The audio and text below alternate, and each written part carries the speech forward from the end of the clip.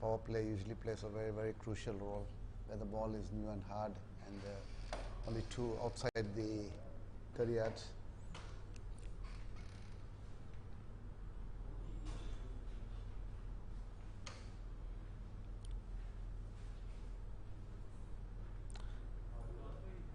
Well timed shot from Gyanendra, but straight to cover. Doesn't get any run. Slightly delayed start this morning. I think there were a few damp spots on the pitch which delayed the start.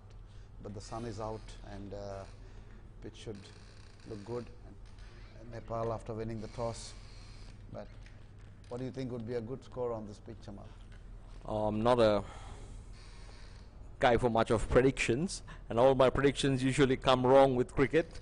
And in South Africa, after seeing Sri Lanka win last wicket, 89-run stand in the test match. But I think this is a good batting surface. It will remain consistent throughout the game. And with the lightning quick outfield, I think a pass score would be around 180. And Nepal would be looking to eclipse that score. Yes, I think considering the short nature of the boundaries and the batting order that Nepal possesses, I think they should look to score at around 175 to 180.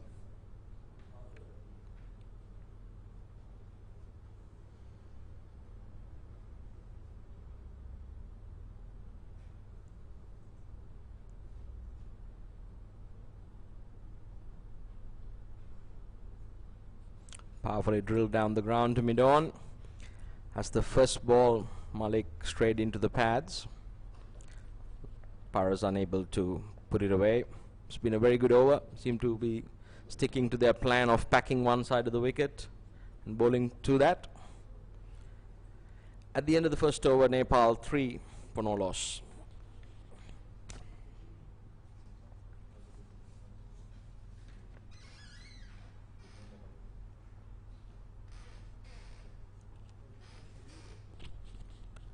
Taimur Sharjah, the captain of Qatar, he'll be looking to get his first win under the belt in the tournament.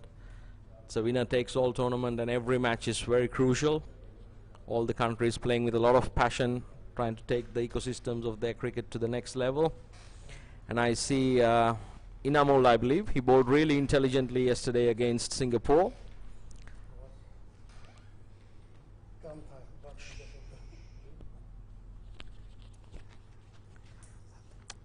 A lot to play for in this tournament, as the winner of this tournament goes through to the ICC T20 Global Qualifier, from where there's an opportunity for teams to move to the T20 World Cup.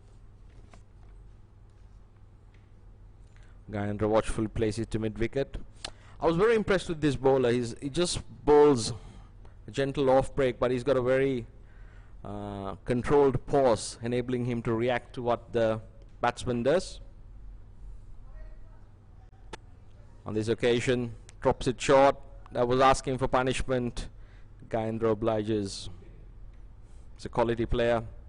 He will not let you get away with that. This format of the game, it's always good to take the pace of the ball. That's what bowlers would look to, or captains would look to, because then it makes the batsman to try and force the pace. I mean, Inamul bowled to Surendra Chandramohan of Singapore yesterday, a maiden in the power play, and I was very happy to see his variations and control of his off breaks. Nepal looking for a quick single. It would have been tight if it was a direct hit. The long strides of the Nepal skipper Paras Ghatkar gets him home safely.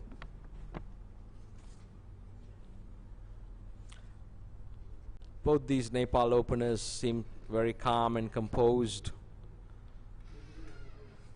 and they both have very flowing, natural styles of batting, nothing complicated. Seem to have a lot of time to play the ball. Nepal are a team which is much better suited for the longer format of the game, with their bowling and their long batting, but of late they come up well in the T20 format too, because if you want to be a good team, you got to be able to play well in all three formats of the game. And Nepal, they do quite well in the 50 overs. And once again, slightly short. Kayendra unable to penetrate the well-fortified offside ring. the stronger teams are always tested in this format, because there's always a chance for the weaker team. A few good overs with the ball or the bat could suddenly change the game.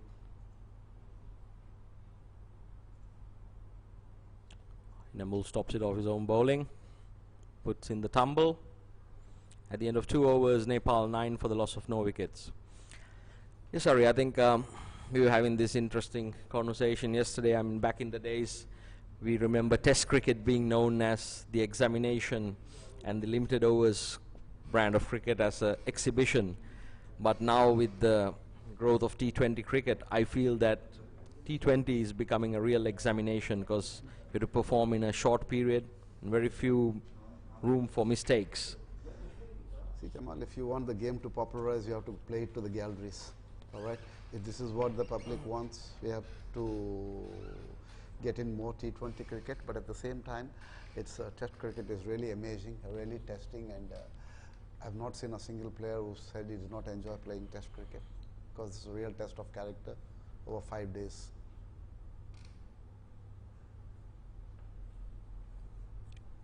Once again, firmly driven but brilliantly fielded there in the covers. The Qatar captain, Tamu Saja, leading from the front. Qatar team seemed fire up for this game. Yes, you're absolutely right, and the ICC, I think, has done a wonderful job getting the balance right between Test and also using T20 as a vehicle to expand cricket and get many people participating and playing the game.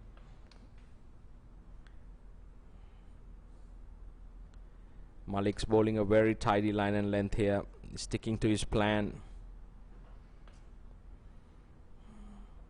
And dot balls are gold dust in T20.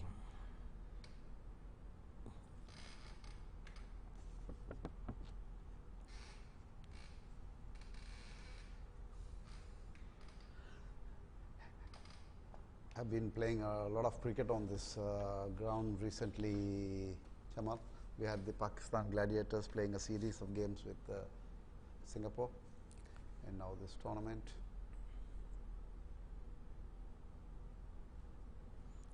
Parasgatka leaning back, gliding it down to third man.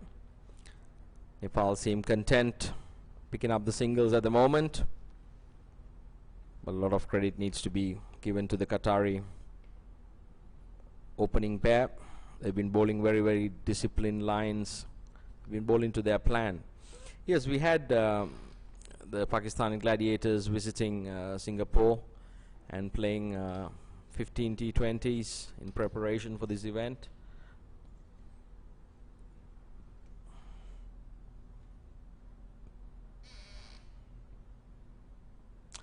That's the first real sign that Nepal wants to get a move on.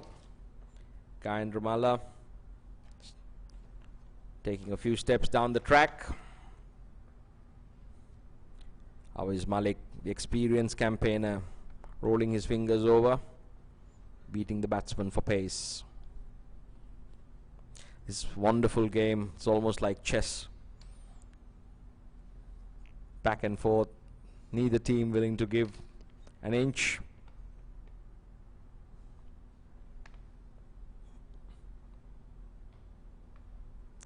Excellent batting order Nepal possess, with Paras and Gyanendra right at the top, and Sharad, who can be very destructive if he gets going, batting at 3. And I've seen Dipendra score some very, very good runs, and it'll be a real good treat to watch these players in action. And to add to them, we had bowlers like Sandeep and all this Karan Casey, Sompal Karan. The bowling is really, really good.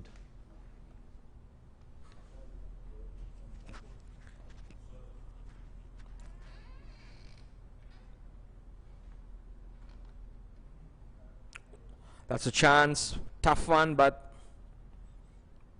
drilled straight back at the opening bowler Malik. Gyanendra gets away with it. Those catches, they either stick or they don't. But once again, a fabulous over. Qatar will be very happy with this. They bowled 3 overs and restricted Nepal to 11 runs. The good thing for Nepal is that there's no loss of wickets. The ball coming a bit slower off the track, as we see from the batsmen. They're trying to make the pace because there's no pace there for them to force it. So I think that challenge would be there until the pitch gets really dried up.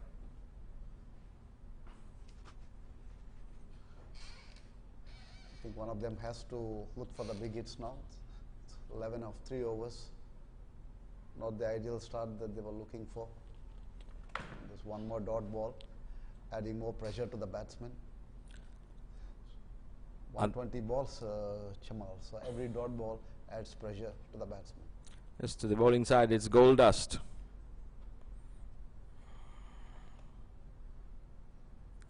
I think so far, if you see the scores in the power plays, they have been in the 30s and the 40s. And later on, teams having wickets in hand, they can go as high as 180 plus. So that looks to be the formula that's been working thus far on this surface. And IA surface in particular, I believe it gives rewards to batsmen who's going to invest with patience. There we go, Paris lofting it to long on. It'll be interesting to see how Nepal proceed from here, whether they reassess. What they'll be thinking is a good total to defend. They've got some excellent spinners. They're a very good fielding side. Qatar's bowling has been impressive so far, Chamal. They bowl to their field, and especially the fast bowler. He's kept that line, he's backed the field on the off and just kept pegging away on the off stump. Couple of good shots went to the fielder, and the other end, the spinner slowing things up. And this is a big hit, and this is the first maximum of the day. Gyanendra launching into that one. Magnificent strike. That went a long way over long on. 6 runs. Fans back home. Nepali population very passionate about their cricket. I'm sure they'll be watching the telecast live.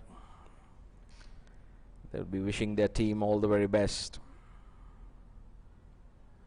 That's a very good comeback by the bowler. Another top ball.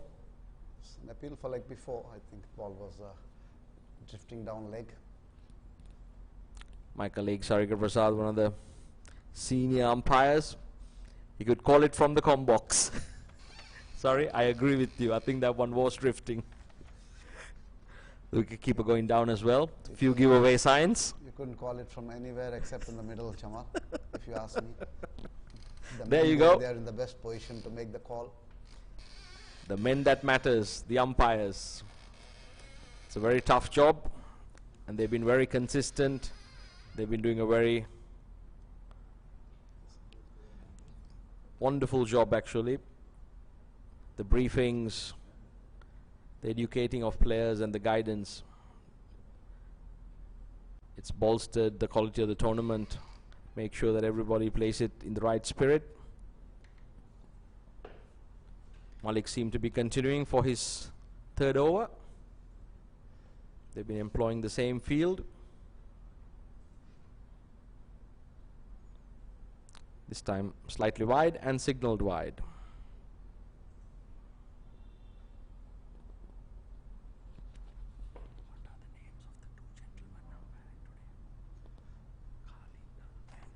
We have 2 senior umpires from the ICC's development panel officiating this game. We have Kalidas from the far end, and then Tabarak Dar from Hong Kong is at the pavilion end. Vijay Pradhan from Nepal, he's the reserve umpire. And these 3 will be... A beautiful shot there. Parzatka really sinking his teeth into that one. Nothing really wrong with the delivery, but that was just a magnificent shot. Hit through the line, clearing the ropes with great ease. This is wonderful batting. Get the sense that Nepal have assessed the pitch. They've now spent a bit of time out there in the middle, and they're starting to change gears. Totally different look on the scoreboard with just two big shots, 1-6 and a boundary. Score reads about 26 now, and we are in the 5th over.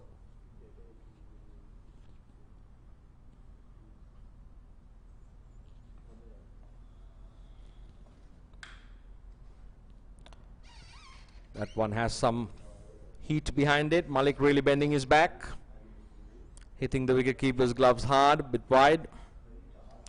Paras had a slash at it, didn't make a connection.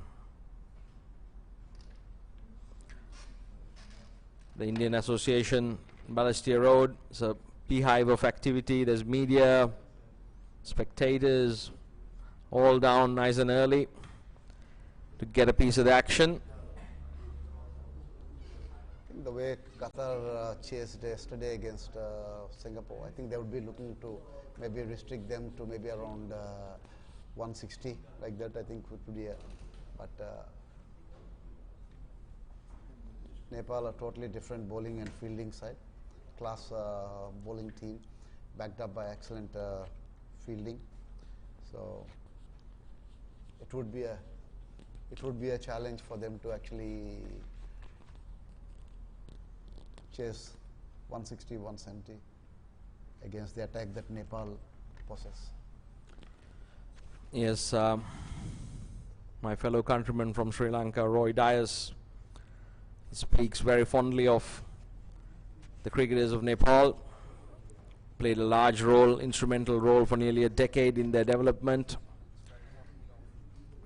Says what a wonderful nation and passionate group of cricketers they are. That's a full toss, helped away to long leg for 4.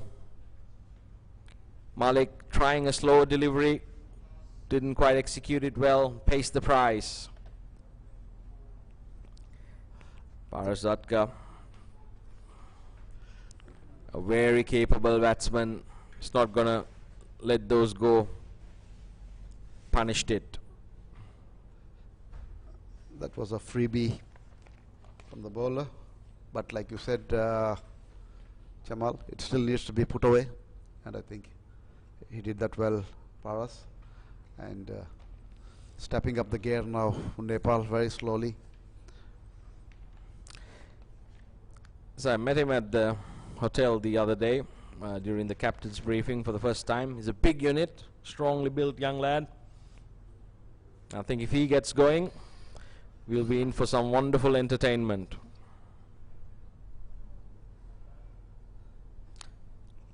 Once again, driven on the up to long off.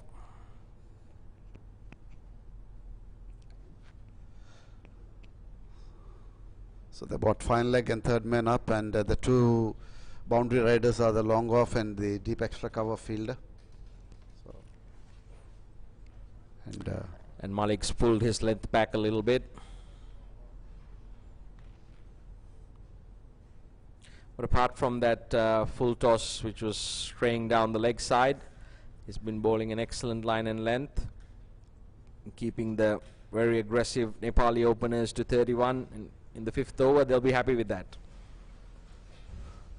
Would like to finish off well. 4 runs. Slashed away, Gayendra. Slightly wide. Pays the price.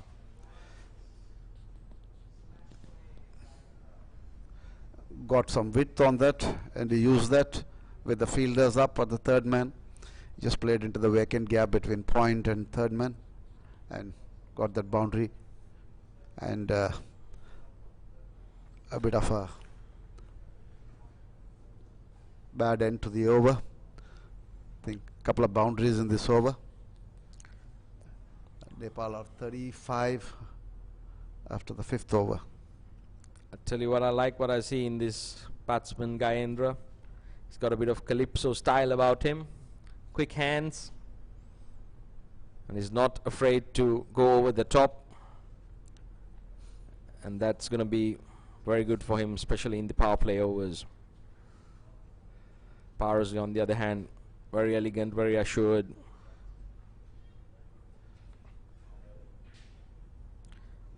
And also extremely powerful. That's a magnificent shot. Strong wrists, just picks up that delivery and almost drop kicks it behind long leg for 4. Made it look easy. Yes, again a bad ball on a slow pitch. You can't afford to ball drop, but I think the 6 that was it in the previous over was playing on his mind, so he was not was worried a bit about flighting the ball, and he dropped it a bit short, and Paras picked it up very well.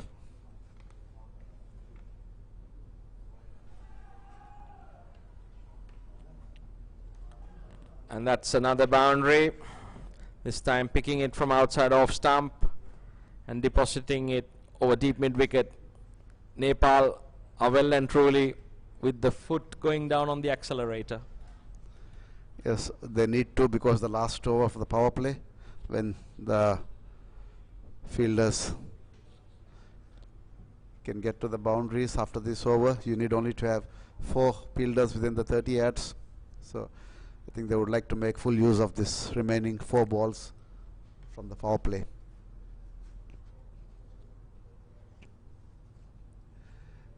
Nepal owe it a lot to some of these young players who've been with the team over a period of time.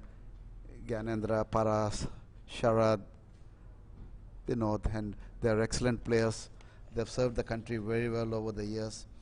I personally know these players very well. Basant, an extremely talented left-arm spinner, very, very experienced. Sompal and Karan Casey, really quick and been doing very well.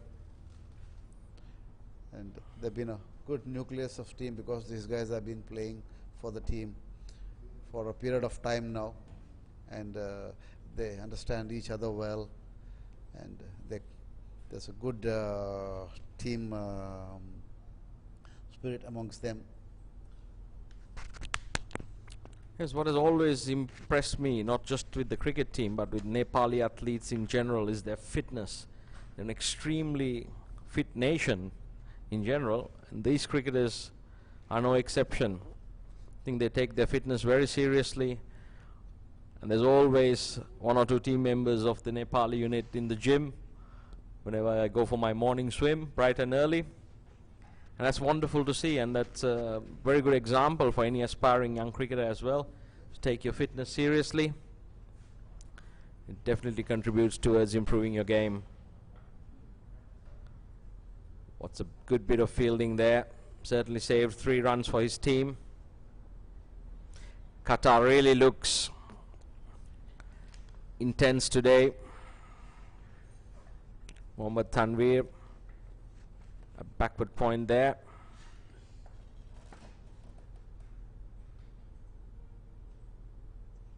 This is cut away to Once again,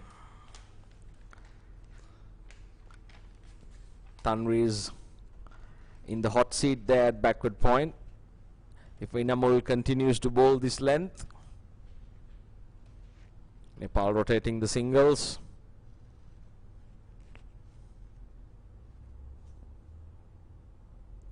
Oh, this is going to be a boundary. Yes, hit hard and straight, just over the bowler's head. No chance of long on cutting that, given the shorter nature of the boundaries on that side. That was really a beautiful shot by Parsdatka. Gunned it back past the bowler.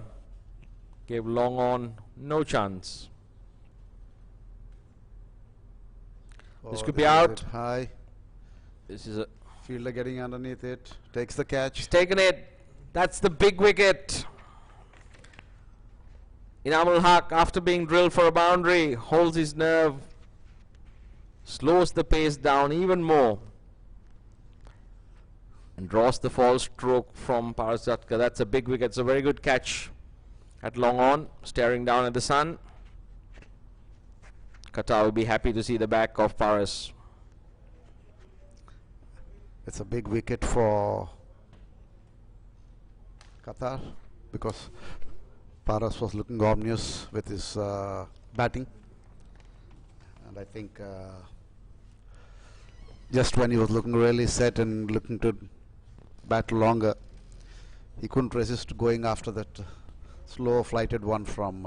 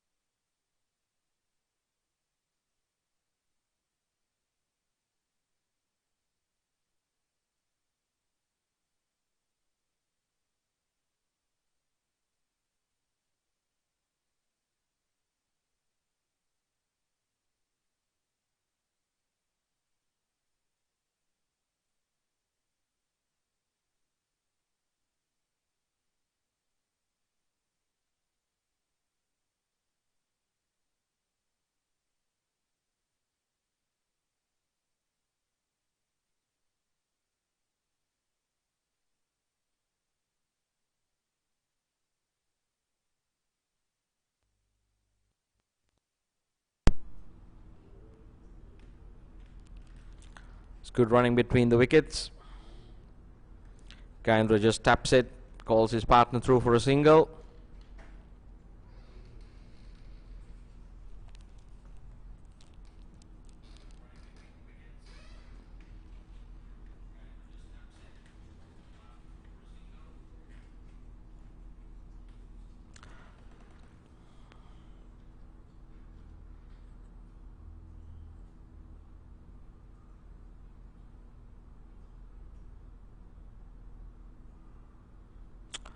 Almost a stumping there. Good bit of glove work behind the stumps.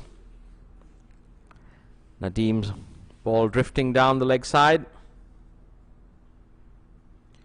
Mohammad Rizlan, the wicket keeper, moving smartly, gathering that quickly. Seems to be running towards the leg umpire to have a little chat. Seems to have handed him over something, probably a piece of the spikes.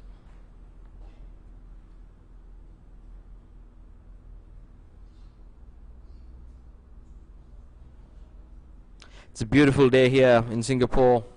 We are coming to you live from the Singapore Cricket Association, Indian Association grounds.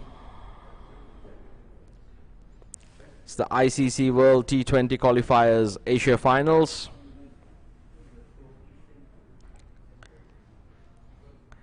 And a magnificent match is brewing here between Nepal and Qatar.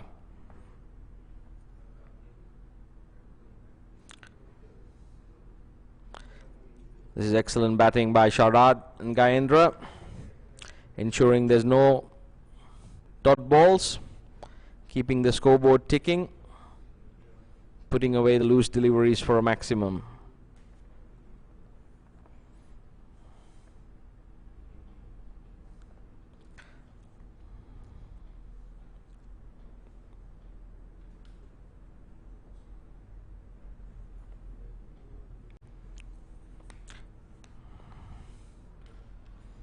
This is excellent running between the wickets. Nepal really showing how it's done. Their fitness coming into play. Running the first one hard. Pushing the second one.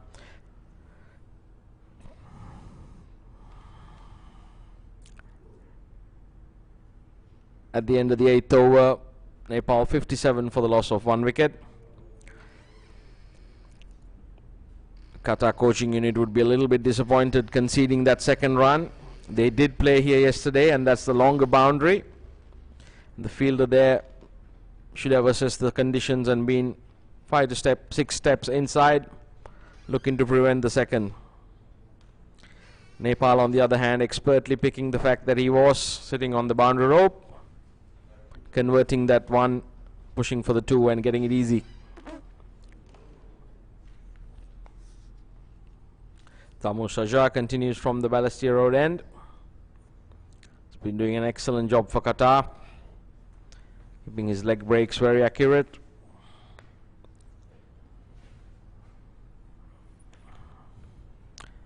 Qatar wouldn't be too worried about conceding the ones at this stage.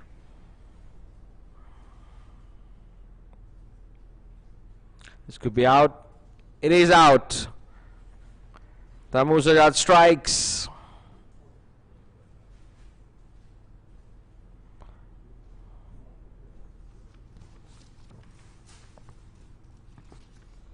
And the second opener, Gyanendra Malla, perishes.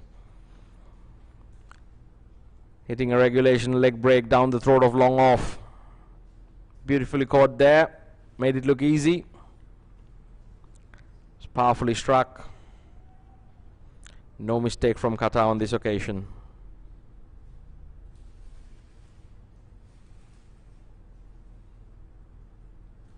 It's wonderful to see the Qatar boys enjoying themselves.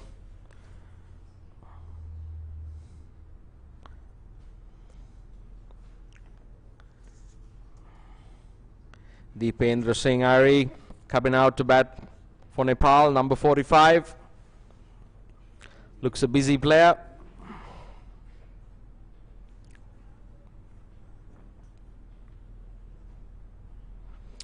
Nepal requires a partnership at this juncture. They got two very experienced players out there in the middle.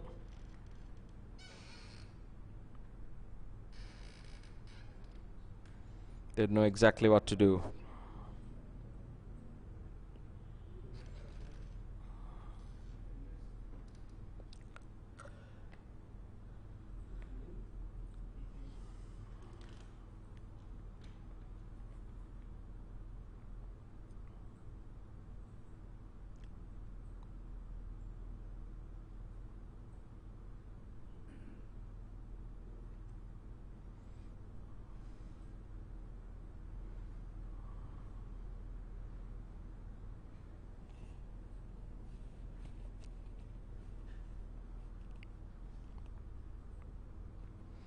Dipendra straight away off the mark, punches it down to long off.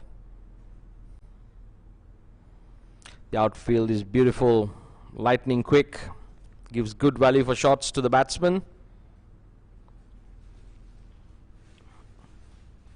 If you are willing to invest with some patience, you will get the rewards on this track.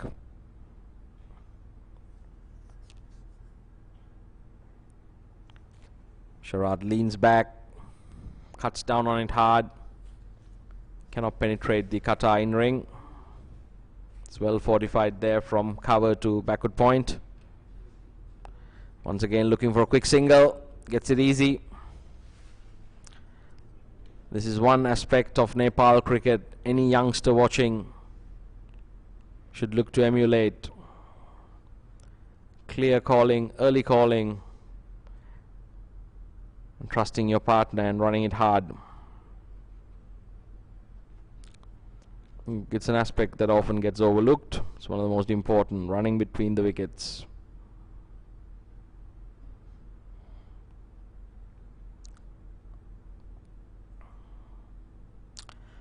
End of another very good over by the Qatar skipper, Taimur Shahjahan. Picked up a wicket in the process. Nepal at the end of 9 overs, 61 for the loss of 2 wickets.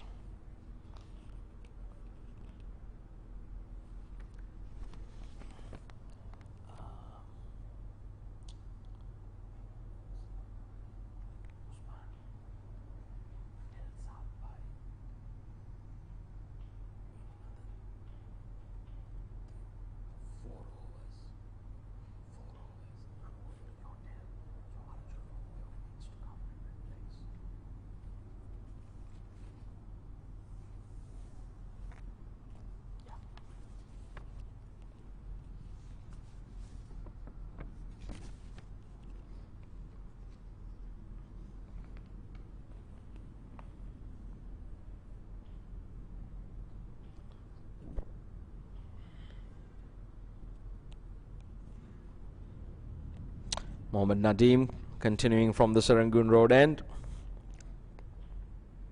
Experienced player, keeping the lines nice and tight. Dipendra Singh advances down the track,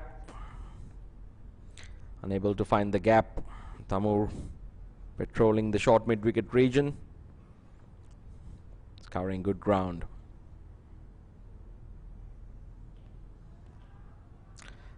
Dipendra Singh employing the sweep, placing it expertly behind long leg for 4. Excellent shot.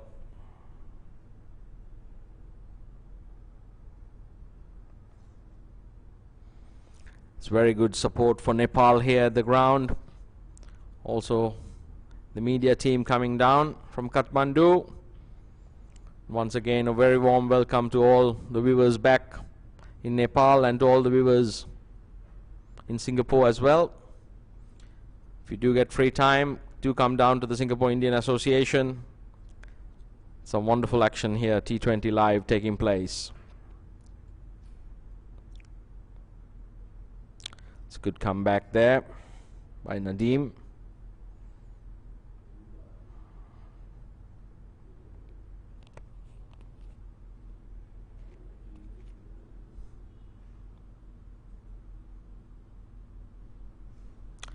Dipendra Singh running the first one extremely hard, looking for the second. Seems to be very light on his feet. Dances down the track. Punches it into the gaps. Looks like a quality player. Finds the gaps more often than not. That's the hallmark of a good batsman. Keeps the scoreboard ticking.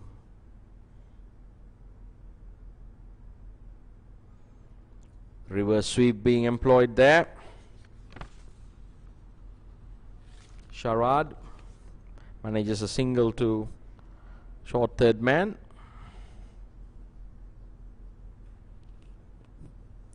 That's the end of the 10th over. Nepal 67 for the loss of 2 wickets.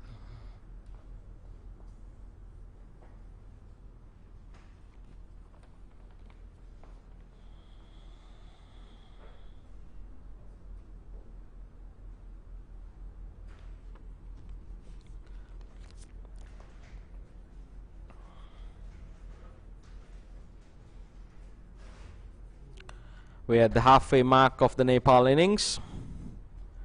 Nepal maintaining a run rate of 6.7.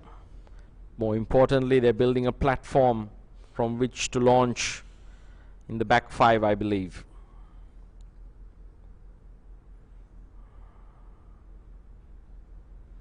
This could be another one. Qatar strikes again. The dangerous Shadad Esauka perishes. Tamu Shajab bowling with great control and guile. Tosses one up, gets it to dip, and dusts the batsman in both flight and off the wicket. Nepal 3 down for 67. They really haven't been able to put together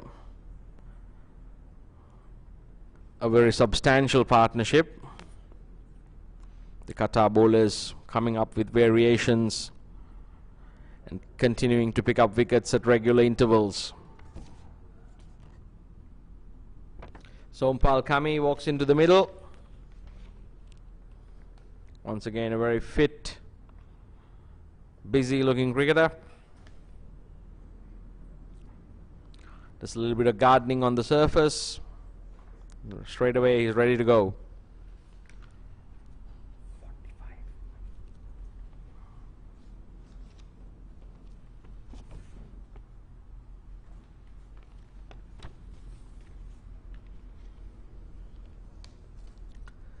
Nepal needs to put together a partnership that would take this innings deep into the 16th or perhaps even the 17th over. Qatar, on the other hand, will be looking to pick up wickets on a regular basis. That's the only way to contain batsmen on this lightning quick outfield.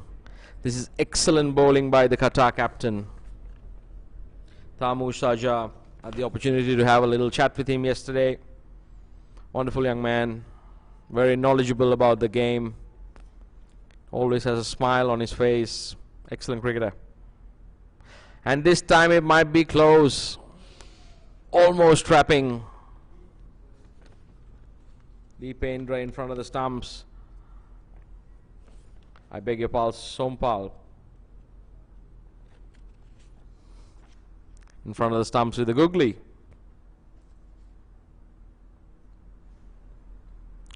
Sompal drills it down to deep extra cover, runs the first one hard. I'm really impressed by the way these Nepali batsmen run between the wickets. They seem to be putting pressure on the fielders and always pushing for the second. For any youngster watching this telecast, that's the way you run between wickets. Tamu Shajad sneaks in yet another dot ball.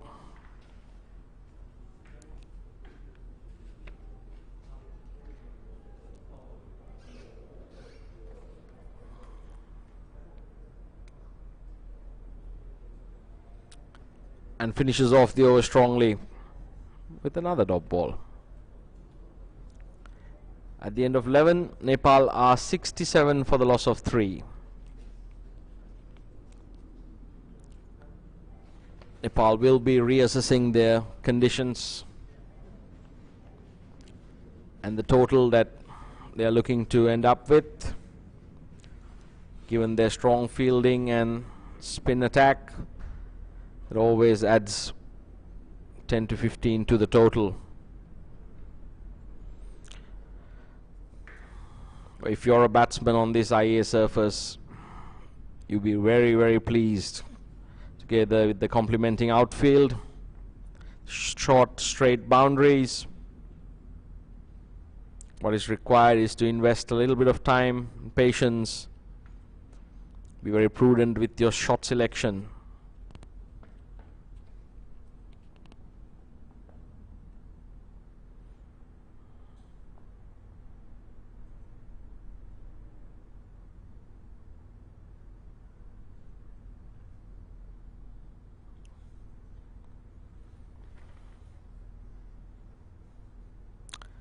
Once again, good run in between the wickets.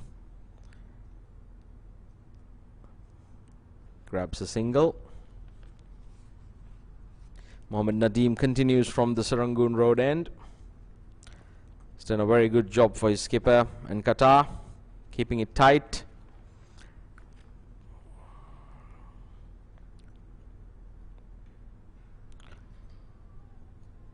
And that was a cracking shot. Extremely well done by Kamran Khan there to stop a certain boundary. Got a hand to it.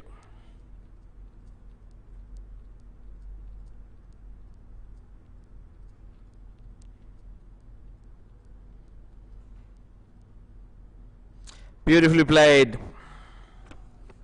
4 runs.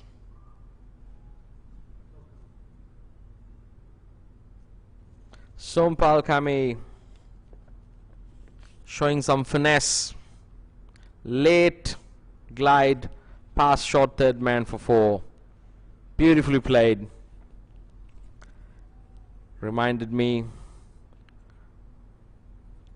of one of the best players of that shot, Mahela Jayawardene from Sri Lanka. Played the ball really late and used the bat almost like a paintbrush. Sompal Kami looks a wonderful player, plays the ball late, runs hard between the wickets, more often than not able to hit the gaps. It's a good delivery, good comeback. Qatar hasn't been conceding many boundaries, and they've also been striking on regular intervals, hampering the progress of Nepal. Nepal, to their credit, keeps the scoreboard ticking with singles.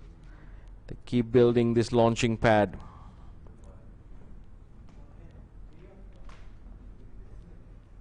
The end of 12 overs, Nepal 75 for the loss of 3 wickets.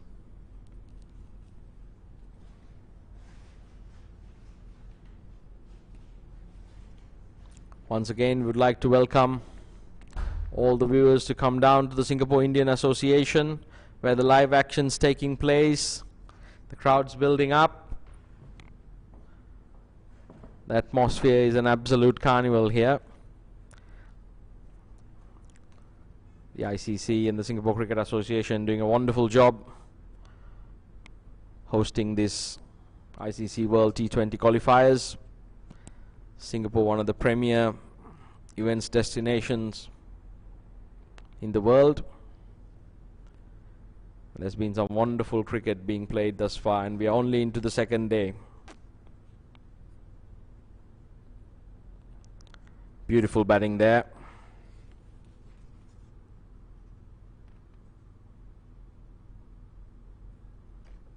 Deependra Singh, very wristy player.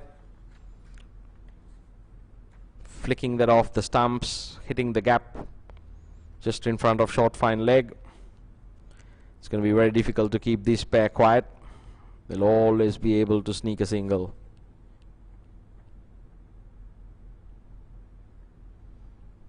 Once again, single down to long on. Qatar wouldn't be minding this too much. And they're also very happy with the cool conditions outside, playing the morning match today.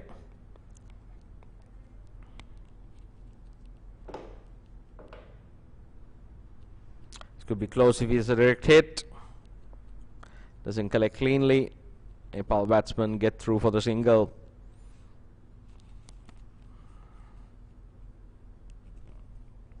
It's a different heat here in Singapore compared to that in Qatar. The players, to their credit, have been managing it rather well. Once again, beautiful shot, late, glide down to short third man.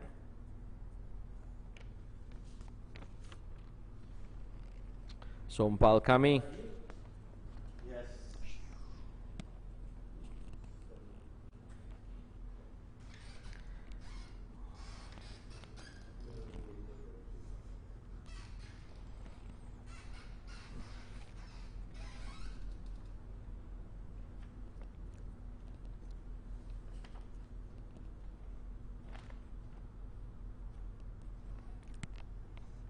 They're running the first one really hard.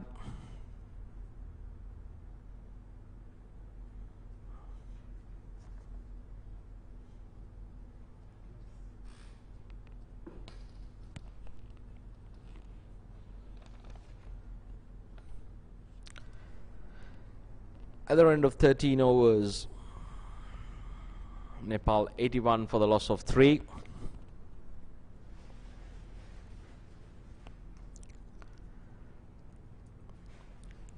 In about 2 overs, you will see Nepal shifting gears, looking to get a move on. They go at 10 and over on average from this point forward. They will get to around 150, 160 with wickets in hand in the last 5. Can look to score 60 to 70 runs, or even a bit more if you get really going. The short straight boundaries and the lightning quick outfield. The key thing is to have the 2 set players batting at that point. As for a batsman coming in with the pressure, it'll always be tough to get into the act straight away.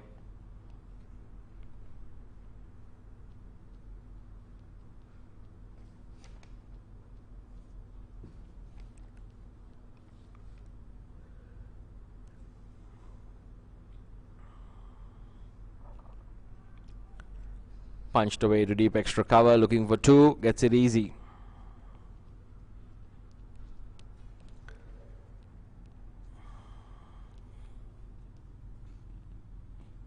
Paul Hussain,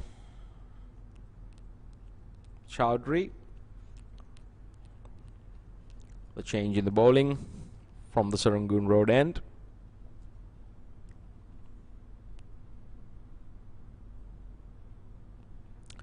Nothing more than gentle medium.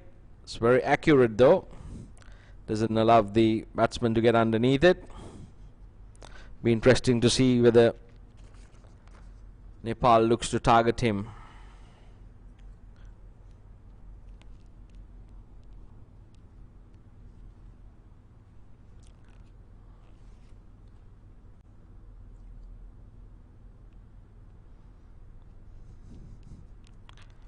Doesn't give much away in terms of length. It's not allowed the batsman to get underneath him. He bowled extremely well against Singapore the other day.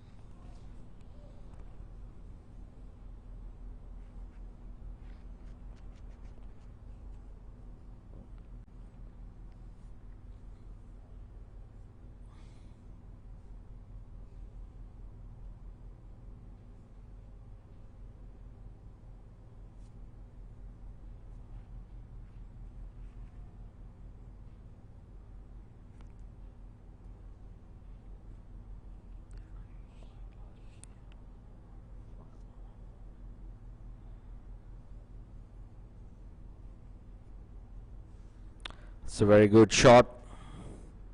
Pendra Singh. Oh, this could be close. He's gone. That was the last thing Nepal needed.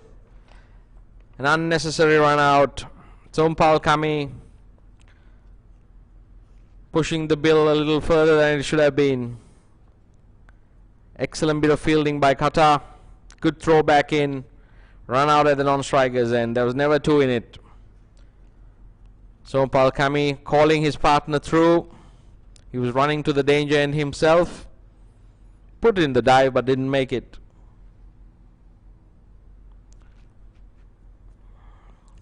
Qatar would be very pleased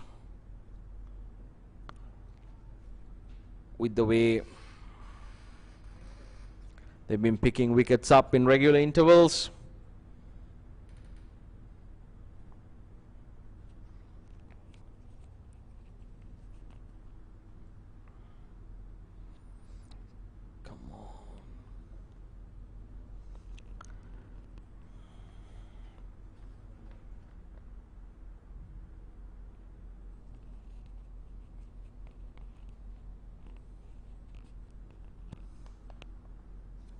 New batsman in for Nepal. Vinod Bandari, the wicketkeeper.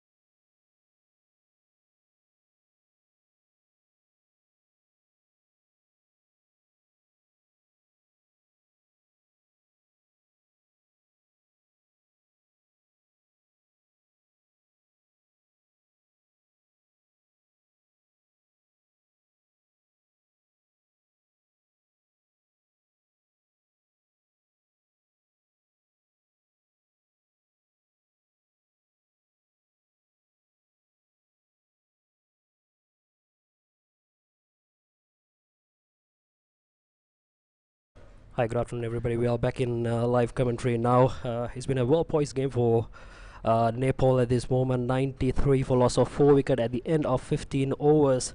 Dipendra Singh is batting alongside Binod Bandari.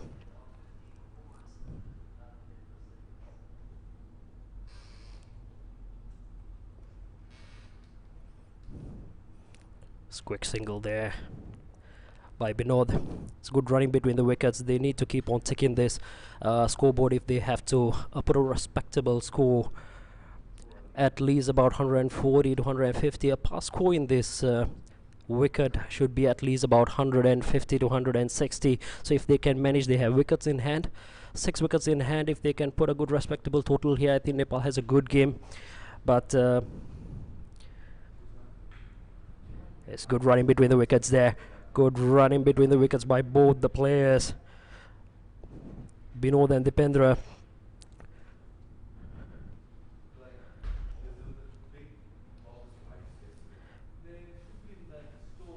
.96 runs.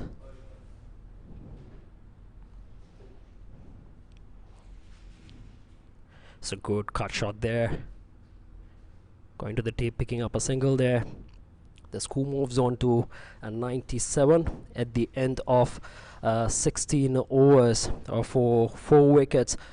The last 4 overs, it's going to be huge for Nepal. From here, if they have to put a respectable total, they have to look at 140 to 150. They have wickets in hand, which means they should be looking into push a bit more, at least score 8 runs per over from here, which put Nepal into a strong position. Both these batsmen, Dipendra and Binod, are good running in between the wickets, which they have to capitalize from here.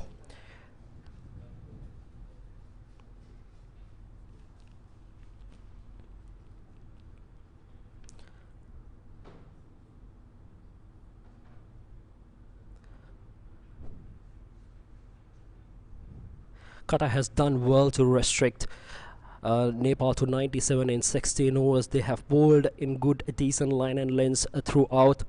Paras started off well with his partner to put up a good opening stand. Then after on, it was a slow game for Nepal. A brilliant bowling by Qatar throughout.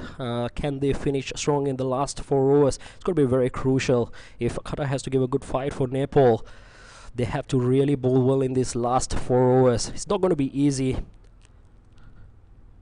Nepal, well known for his explosive batting at the depth. We'll see how Qatar is going to manage these dead overs. Great bowling there.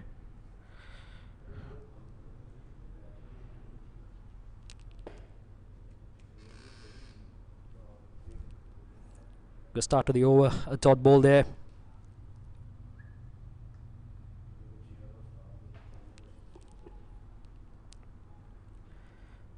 I'm pretty sure that Nepal is looking at a total at least about 140 from here. 4 overs to go. 10 runs per over will put them to 137, which I don't think it's going to be a good total. Again, a good fielding there by the Qatar team. Good bowling.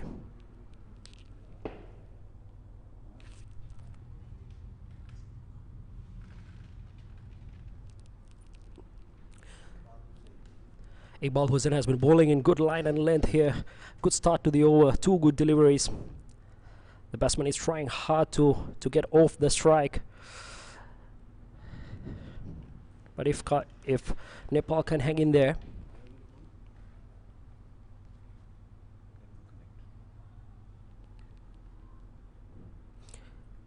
Iqbal to goal. That's a good shot. Short of a length delivery. Put away to a maximum by the Nepal batsman, Dipendra. That was a good looking stroke. That's exactly what Nepal needed. Nepal has crossed their 100, now 103 at the end of a 16.3 overs for 4 wickets. They have wickets in hand. If they can push a little bit more from here, they have to look into taking singles from here. 6 runs off the over, 3 deliveries to go. If they can push another 2 or 3 runs in this over, they are well on target to 140.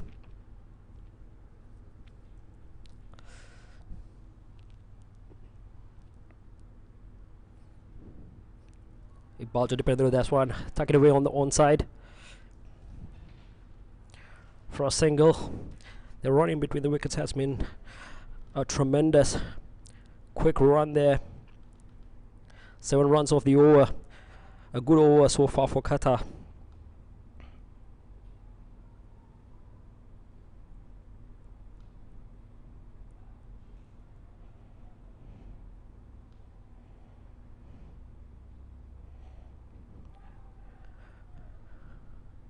Boundary on 2 runs. Dipendra on 31 of 30 deliveries. Dipendra is going at almost 100 strike rate, which is not too bad here, but they have to look in to strike a bit more if they have to post a respectable total of 140 to 150. But again, that's a flashy shot from the Nepali batsman for a single. 8 runs off that Iqbal's over.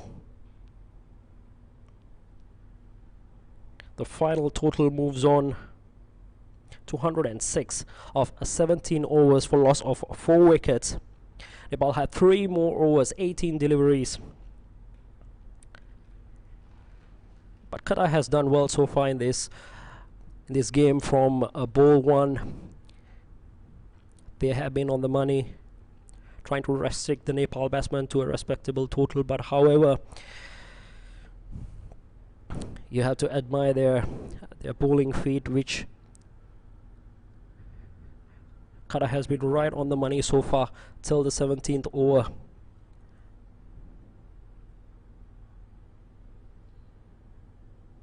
Last 3 overs to go. Can Qatar put up a good fight here to restrict Nepal to a manageable total? The Qatar has a very good batting side as well, a very explosive batting side.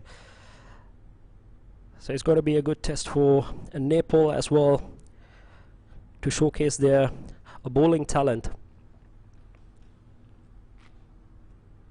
Good start to the over. Dot ball.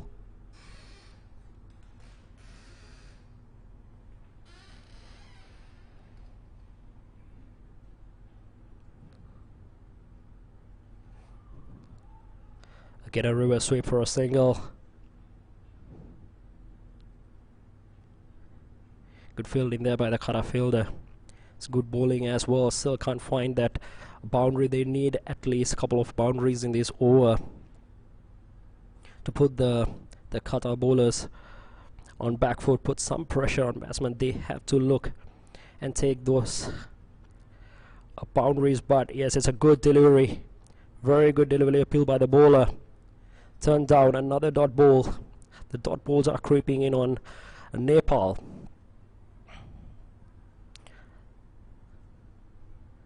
There's the pressure that we have been talking about. Qatar bowlers has been absolutely on the spot. Oh, it's a good heave there by the batsman. Oh, that was a great catch there. Great catch there from long on. Running towards mid wicket and take a diving good catch there. This is the pressure. The pressure was mounting on Nepali batsman. No boundaries. Look to go for a boundary. Up in the air, a wicket. A good start to the over. Good start to the 18th over. That's the 5th wicket down on Nepali side. 107 for 5 in 17 overs.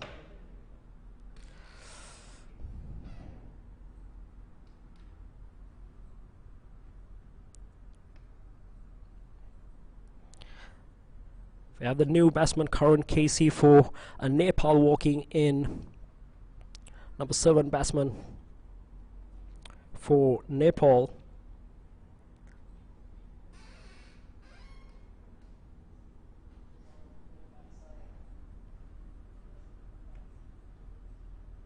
That's Binod who got out. That's Binod who got out. Therefore, just 3 runs off 6 deliveries. Couldn't get on with the game so well. Those dot ball pressure right at the death. The Qatar bowlers has been bowling absolutely brilliantly. There's a very good chance here for the Qatar team to get back into this game and finish it strong. It's not going to be easy as well, where you recognize that Nepal has a very tough bowling side. Even with 130, 140, they can give a very good fight here, but how Nepal is going to reach that 130 to 140? They're creeping in for this. A good shot there, misfielded by the Qatar batsman. That's not a good fielding.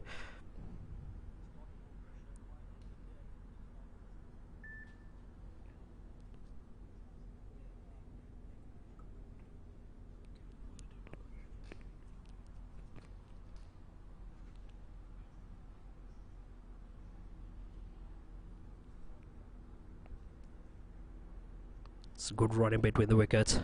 That was a very good, well played there. Oh, it was a quick single tumble there, but very good. Nepal's running between the wickets has been absolutely amazing in this game. Tucking it away for single, 109 for 5 at the end of 18 overs.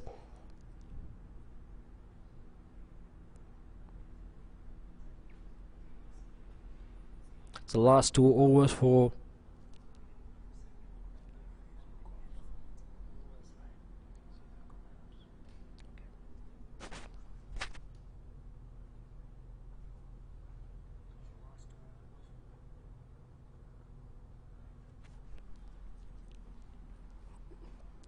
have been so far good performance by the Qatar team, but Nepal has equally come really well so far. They have a very good bowling lineup, so I'm pretty sure even if they post a score of 130, Nepal still have that strong bowling ability to come back and put tremendous pressure on Qatar batsman. It's not going to be easy game for Qatar, but we have to acknowledge the fact that they have bowled decently. They have bowled well to restrict Nepal so far, but still the match is not over. 2 overs to go, 12 deliveries. Can they do it? Going on to the leg side, that's moving on to the boundary. Good chase there. Nepal batsman back on for 2 runs. 2 runs added to the total. 111 for 5 Nepal. Slow but steadily, Nepal is putting some pressure on the 2 death bowlers of Qatar.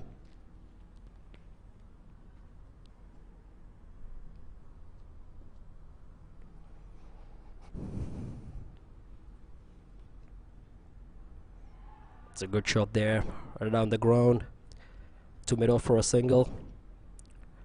Try to hit too hard, didn't get the connection there. We have seen yesterday as well, they have been trying to use the straight boundaries, because it's much more easier to clear those straight boundaries than the square boundaries on the either side of the wicket.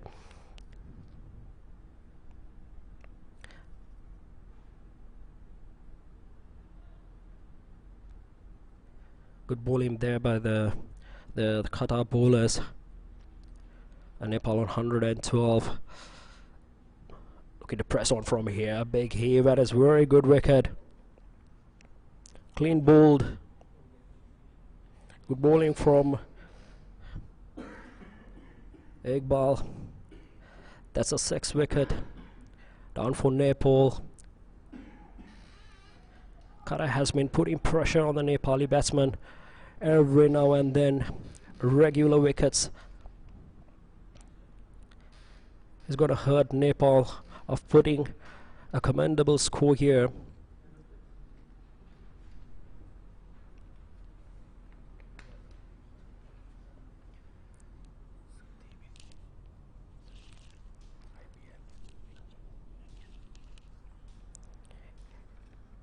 Here the next batsman in for Nepal, Sandeep Lamishani, one of the greatest cricketers that we have found from the Asia, representing Nepal, played in IPL as well.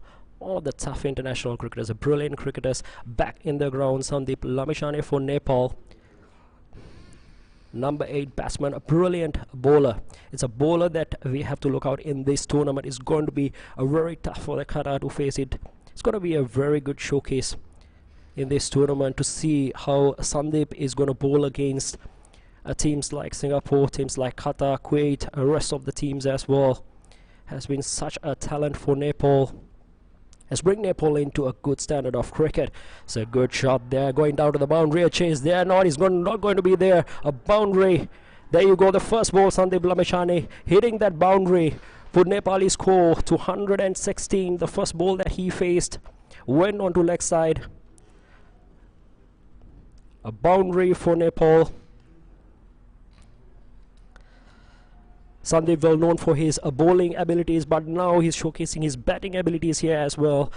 Last 6 to 8 deliveries that Sandeep is playing. They have to play positive cricket from here onwards. So Iqbal is under pressure. Another one, good single there by Sandeep, running between the wickets. Quick as well. They have to keep on rotating the strike at this point of the game. If they have to reach 130, can Nepal reach 130? If 130 would be a good score for Nepal as well from here, given the behavior of the wicket. Nepal has a very good chance here. But again, that's a good bowling, second wicket in the over. Good death bowling by the Qatar bowlers, right on the stumps. A perfect example of how the death bowling should be. That brings Basant Regmi onto the field for Nepal. That's a very, very good spell by the Qatar bowler.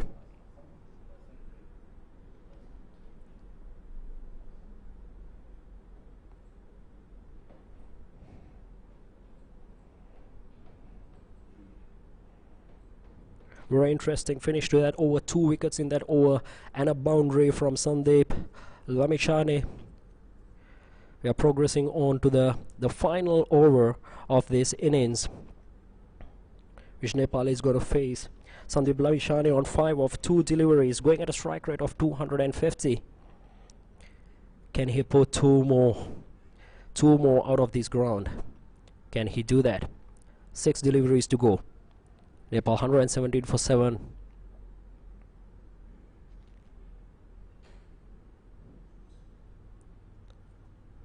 The first delivery to Sandeep, played away, pulled it away straight, try for a catch. Okay, there you go. You see that Nepal's running between the wicket has been amazing. Quick running by Sandeep. Both the batsmen has been absolutely good running between the wickets. Very determined team. Nepal is one of the favorites in this tournament. One of the favorite teams in this tournament.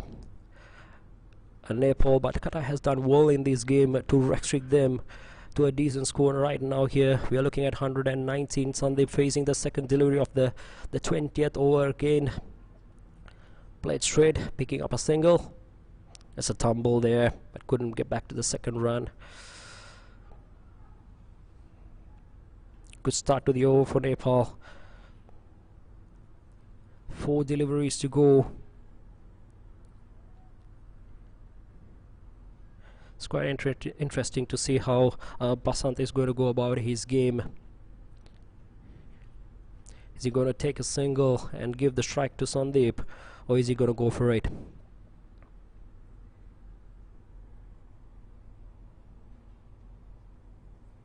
Sandeep 8 from 4 deliveries, going at 200 strike rate. That's what you need from this. You don't think like a tail ender. You have to go there and bat given the opportunity. You have to think like a batsman. In T20 game, the death overs, you have to really go after the bowlers. It's a good pressure for the bowler as well. Let's see how the Qatar bowler is gonna maintain it. Good shot there onto the leg side. Nepal picking up a single. The score moves on to 121. They are inching closer to that 130 mark. With 3 more deliveries to go, Sandeep Lamishani is on 8 of 4 deliveries. Very exciting cricketer. Looking forward to see how he's going to bowl in this wicket in this tournament. Going to be quite interesting. That's a big shot there as well. Tried for a catch, misfielded, but they came back for a second run. Now there's a run out there. The umpire has given him out. There was a missed field. They tried to grab that opportunity, but unfortunately just short of that second run. Sandeep Lamishani has to walk back to the pavilion. Doesn't matter, 3 balls to go, you have to take those. Every single counts at this stage. Nepal has done well so far, but not the type of a score that they would have hoped after winning the toss and elected to bat. But however, they are coming back strong here as well. 122 for 8 at the end of 19.4. 2 deliveries to go.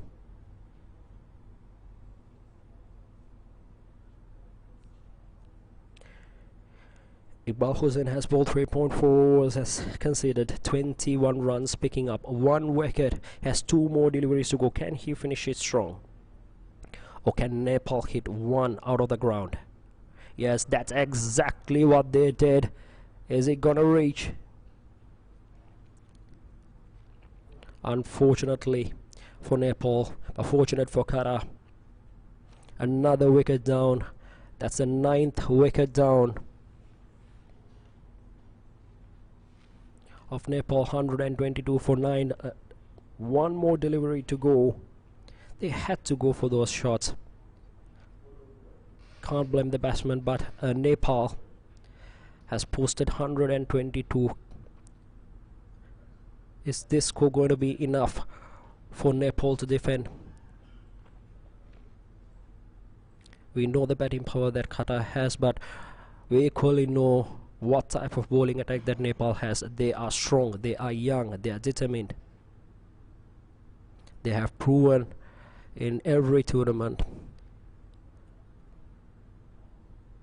They have been in these situations, they have come out of these situations, so it's going to be quite interesting how they're going to approach the second innings of their bowling. This is the last delivery of the innings. Again, coming down the track, played it. That's an easy catch there. A wicket to end the over. Nepal getting all out at 122 at the end of 20 overs. The pressure was mounting on them. They had to go for those shots. Eventually they lost some wickets, but I think 122 runs, it seems like not enough, but we know that Nepal can really come back strong and put up a very good fight against Qatar, so it's going to be interesting to see how the second is going to place.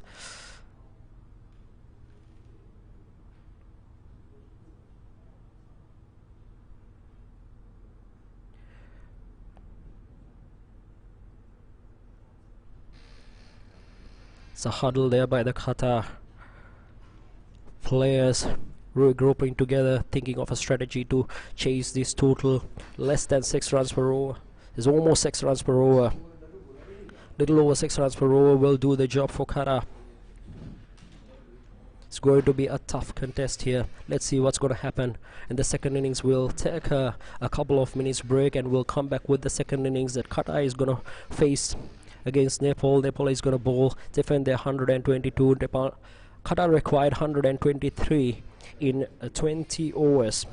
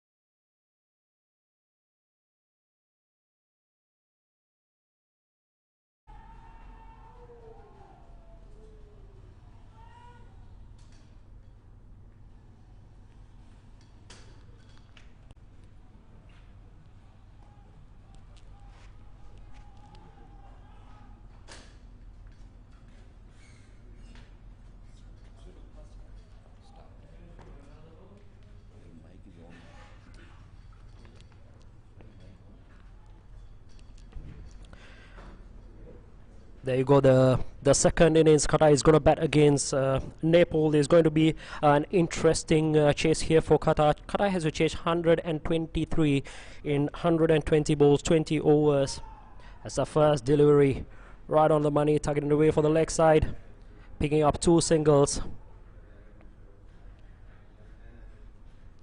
Couple added to the total. The first delivery came right back into the batsman. Qatar has ticked off their scorecard with a couple.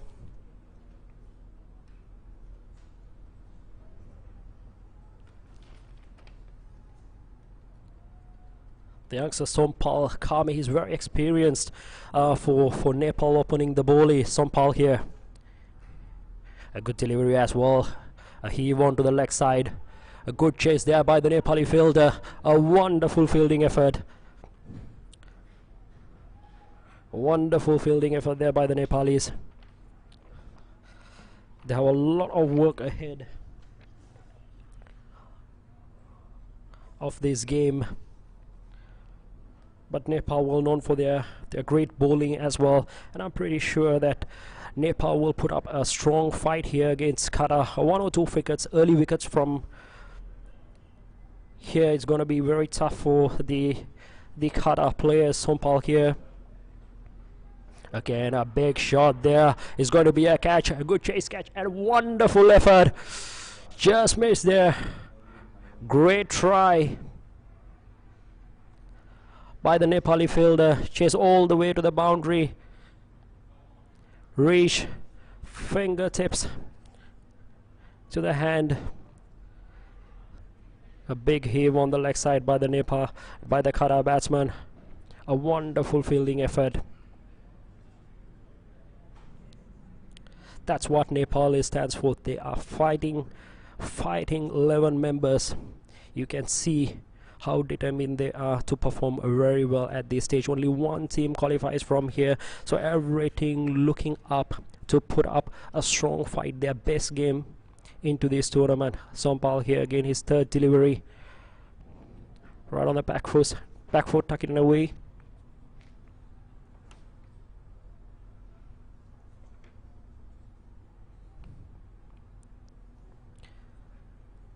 The Qatar openers, Faisal on the non-striker.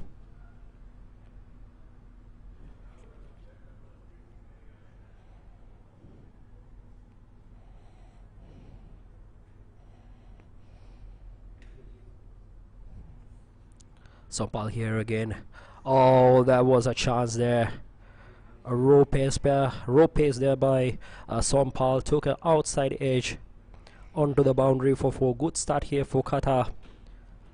Not so good for Nepal at this stage. Qatar at the first over, 13 for no loss of wicket.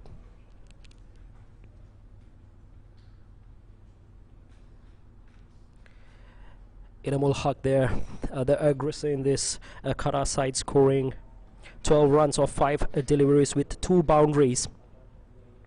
The Faisal Javed on 1, Qatar 13 for no loss at the end of the first over. So brilliant start for the Qatar team. It's quite interesting to see how Sandeep Lamechani is going to come here and bowl. I'm pretty sure the captain Paras Khatka will introduce Sandeep quite early in this innings as well to get that breakthrough. He's well known for his wicket-taking abilities. Hence, we might be able to see Sandeep Lamechani in the power play. We saw him bowling in the power play during the IPL. So there's a lot of experience behind him. All his entire team has a lot of experience playing in overseas. It's quite different experience here in Singapore. Yes, it's Sandeep. That's the second over. Exactly what we were hoping for. Nepal is looking to take a wicket here. A breakthrough from here will put Qatar right back on the back foot, and that's what we were talking about. Leg side swept and wonderful catch there. Fine leg moving on and take the first wicket. That is Sandeep's first wicket, first delivery. He's showing his capabilities, his experience coming right handy at the early part of Qatar's chase to put right back on the back foot. The Qatar opening batsman trying for that big sweep. Faisal falling to Sandeep Lamishane in the first delivery of the second over. 13 for now Qatar. 110 to chase in 19 overs. I'm not sure that's the right choice of shots that the batsman opted. At this stage, he should have taken a little bit more time, understand his bowling, get back to a rhythm, taken one or two singles. This is more of a one or two. This is more of a singles game. If Qatar is looking to win this game, they have to play sensibly. They have to play cleverly against Nepal, knowing that Nepal is not going to give away anything easily.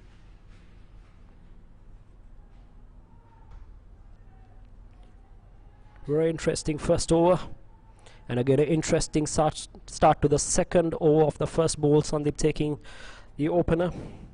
Here comes the new batsman Kamran Khan facing Sandeep. A wonderful delivery there.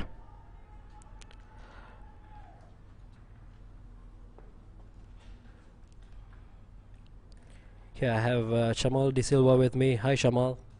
Good morning, Subho. Good to see you.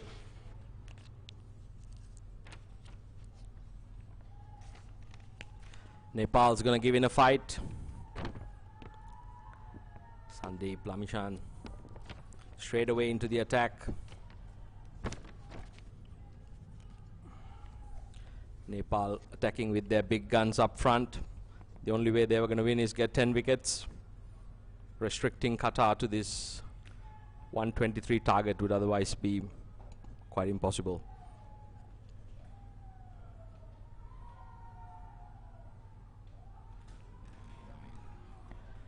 Inamul Haq, he'll hold the key together with Kashif, the captain for Qatar.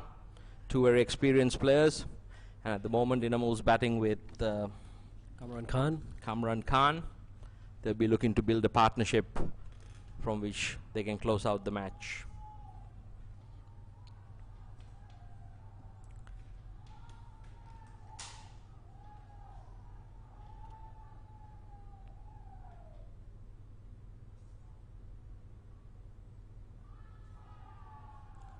Thinks Qatar's got to be smart the way they go about this chase. Identify that Lamishane poses the threat. Make sure that you don't lose too many wickets against him. And just pace your innings. The wickets playing beautifully and consistently. 123. Should be a tricky chase. Flicked away to deep long leg.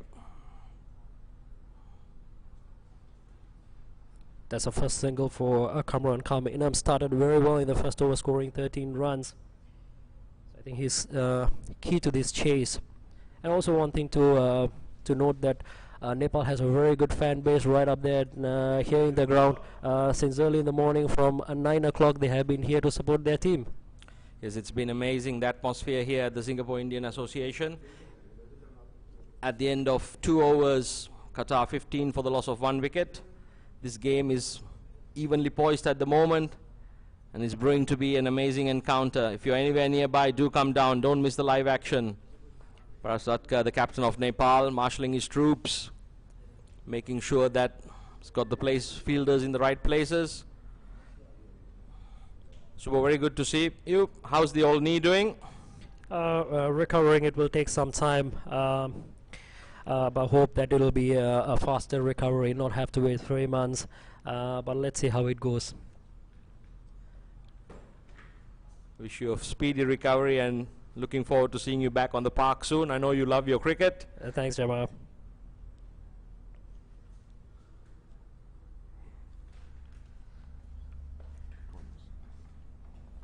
Narayan Rajbanshi from the Balestier Road end.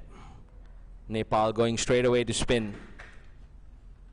It's going to be a tough fight for Qatar side. It's not going to be easy, even though they're right back on track with their run rate. They still need to play sensibly to reach this. They don't have to do anything fancy. Just taking those singles and put away the bad ball will do the job for them. But Nepal, we know with the experience there, they have been in this situation many a times. They have played very good cricket all around the world, so it's going to be a tough fight. It's going to be a tough match. That's exactly what we want to see in this ICC World T20 Qualifier Asia Final. It's been amazing cricket thus far. Rajbanshi. It's up in the air, swept away. Magnificent six. Cameron's first boundary right out of the park. A big heave onto the leg side for six. Strong wrists getting right underneath that ball. It's not an easy shot, made it look extremely easy. I think the power play is also going to be crucial in this game. While the ball is still new and hard, make maximum use of it. Very good cricket by Qatar, putting the pressure right back onto the bowler right at the start of the over. Second delivery put away for a six. The score moves on to 21.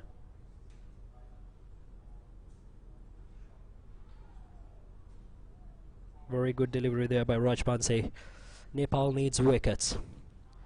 That will come with a lot of dot deliveries, but with the type of batting that Qatar has, it's going to be bang bang from first ball. That's what happened in the first over. But if they can maintain their head calm, it should do the job for Qatar.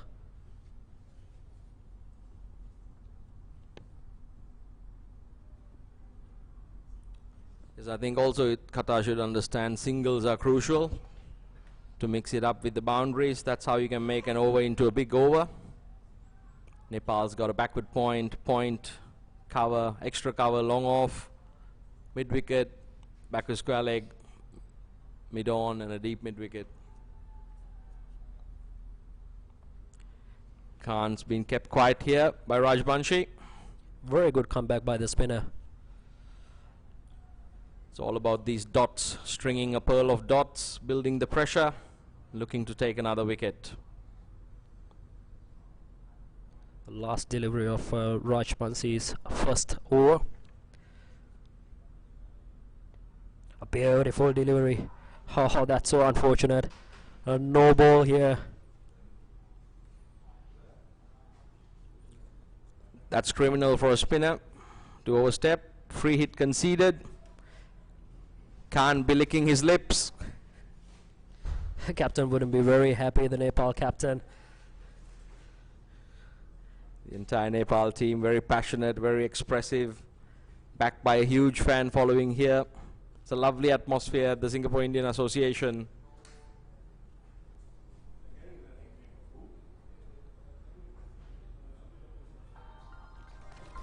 That was a brilliant shot through extra covers. Got the elevation, put away for four.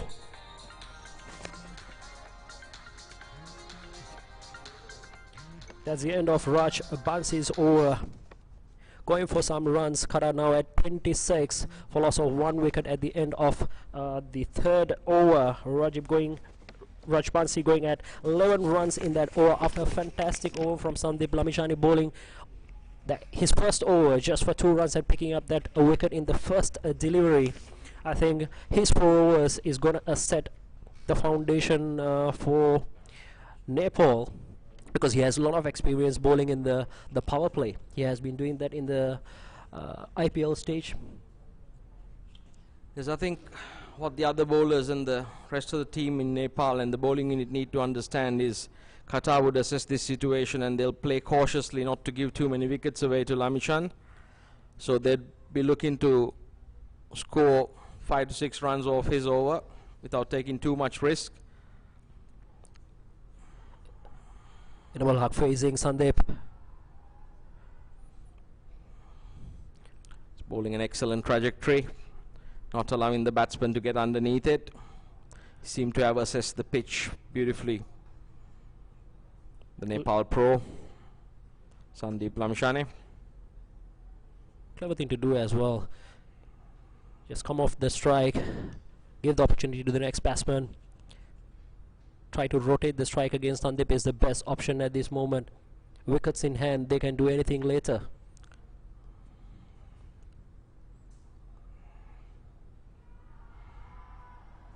That was a huge appeal, but the man that matters says not out. Yes, I think the Qatar batsmen, they look to get the run rate under control in the power play overs, so there's no real scoreboard pressure, and even singles will enable them to get to the required target. It's a huge appeal. Nepal feeling strongly about that, and their crowd are getting bright behind them. This is fascinating to see. It's excellent cricket here at the Singapore Indian Association ICC World T20 Qualifiers Asia Final. The match has lived up to its billing, Subo. Yeah, Cameron is getting a bit impatient here. This is not the type of shots that you would be playing against a world-class bowler, especially when he has taken the wicket, but eventually, oh, good attempt there. This is the second time that we saw from the Nepali batsman, being very athletic in the field, going for those catches, but not so fortunate. Got the fingertips onto it. Unfortunate for Nepal, but fortunate for Qatar. So it looks like Khan's got one way of playing, and he's backing himself, and that might even be the plan. One batsman to attack Lamishane, to upset him. At the moment, it's working for Qatar. Lamishane drops it short. Gets deposited over long leg for 6. Khan's taking the game to Lamishane here. Qatar looking to wrest control of this match. They've bounced back extremely well after their defeat to Singapore yesterday in the curtain raiser. Looked very positive from the get-go this morning. Bowled in the right areas. Restricted Nepal to 123. Now put in the pressure even with the bat. 406 to Cameron, moves on to 21 of just 13 deliveries with 2 boundaries and a 1-6, and out of that 2 came against Lamishane. Quite interesting as well. He has still opted to the strong, opted to big shots, still against a quality bowler, but I think the last 3 deliveries is not up to where Sandeep wanted to be in, but at the end of the day, it was fortunate for Qatar as well. A brave batting. I think the influence of the calm Inamul Haq's rubbing off in the confidence for Khan, and he's playing each ball on its merit, and that's the way to go about it. He's not playing the bowler, he's playing the deliveries. Well, this game of cricket is a very funny game. Couple of quick wickets and the match could turn on its head. Paras Katka ringing the changes. Karan Casey being brought on from the Balestier Road end. Both the batsmen are going at a good strike rate. Cameron on 22, Inamul Haq on 14 of just 9 deliveries. And I think Qatar are adapting the correct approach here, even though it's a lowish total on this track and on this lightning quick outfield. They are playing a very positive brand of cricket. Nepal needs wickets from here. They need a 1 or 2 good wickets from here to put pressure back onto the Qatar side. Well, I'm pretty sure that with the Nepal's experience, with Parat's experience as a captain in the international level, they will be more patient. They will play the patient game here. It's again a bit of a top edge. Fielder getting underneath it and it's gone. Karan Casey strikes with his very first ball and removes the dangerous Khan.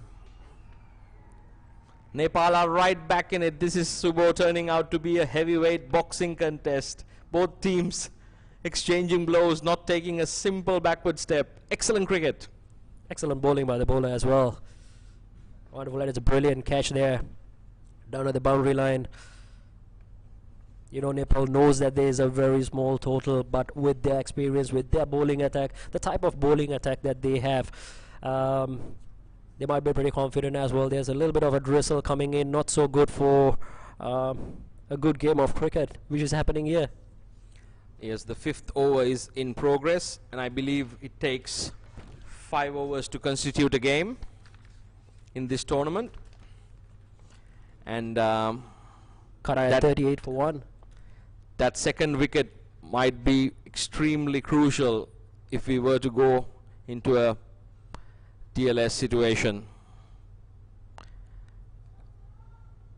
At the present moment, Qatar 8 runs ahead, but it's only going to matter after 5 overs. The ground staff standing by with the covers. The men that matter, the umpire says the game should play on. And actually it looks just like a little passing drizzle, nothing more. Skies are looking blue. Obviously we pray for a full game here because it's going to be a very interesting game. The new batsman in Mohammad Tanweer for Qatar.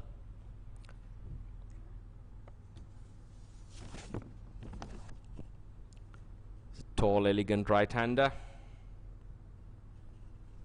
Flicks it away. Inamul Haq. I think he's going to hold the key. He should bat through the innings, make sure that Qatar gets to this total. As far as Nepal's concerned, they would want to keep picking wickets up regularly.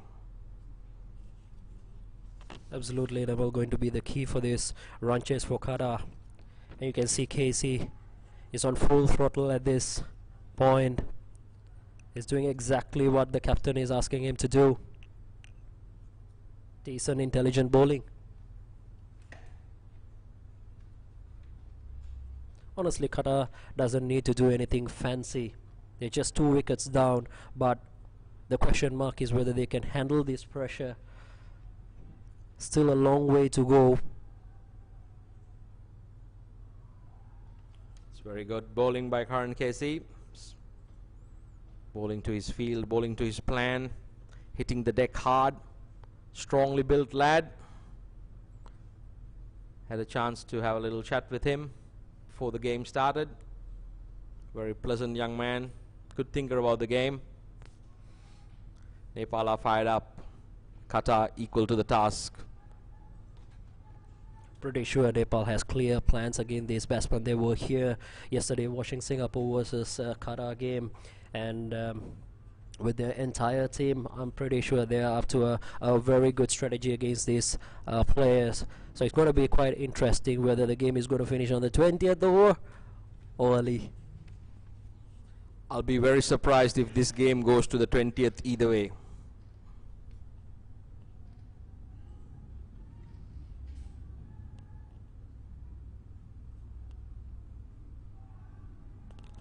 Karan Casey hits the deck hard. He comes onto the bat a bit quicker than he looks. Strongly built lad.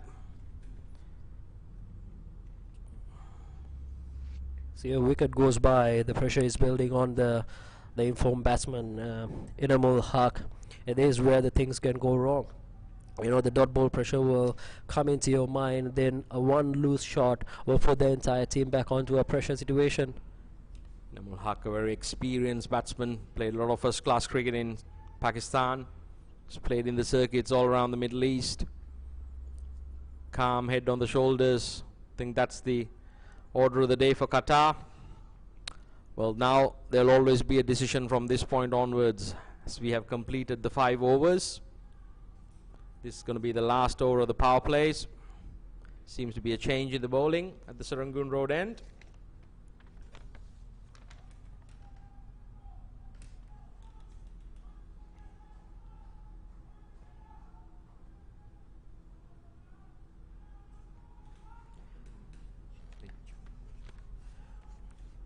Rejmi coming on, and surprise, surprise, more spin. Sunday bowled 2 overs for 14 runs. Inamul Haq doing the smart thing, stickling it round the corner, collecting and banking the singles. Islamjan's last over was pretty expensive. I think the first over was extremely on the money.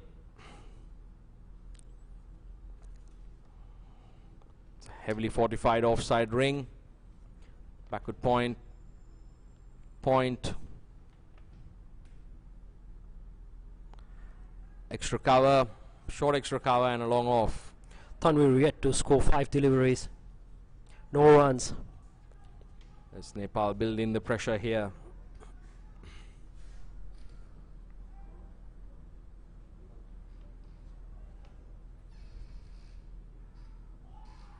Outside edge. Racing away down to the short third man boundary. Qatar will take those. Tanvir wouldn't mind the educated edge to get off the mark. Obviously, Shamal, their score moves on to 44 for loss of 2 wickets at the end of the 5th over. 5.3 overs, 44 for 2, Qatar. That's the first one boundary for Tanvir. Excellent comeback there. The bowler edged me a bit unfortunate. I wonder whether you should be keeping a slip, especially that Tanvir is just in and he's been looking a bit scratchy. The ball going away from him. The fact that Nepal needs wickets.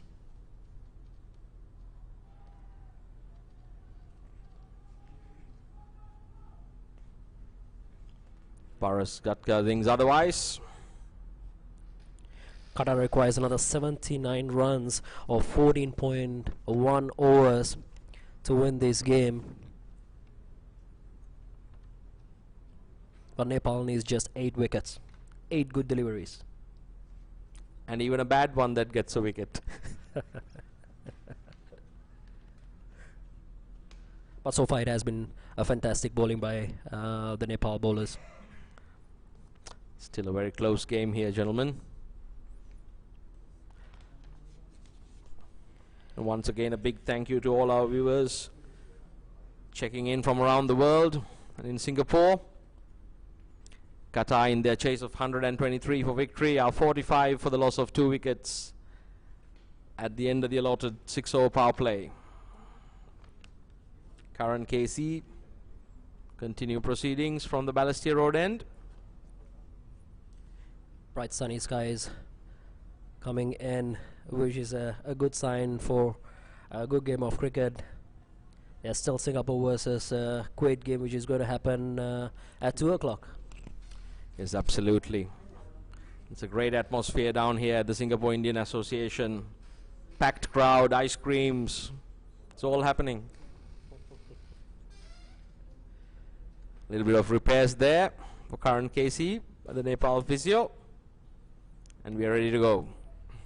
This Karan KC's second over. He bowled his first over for just a single and a wicket in that over.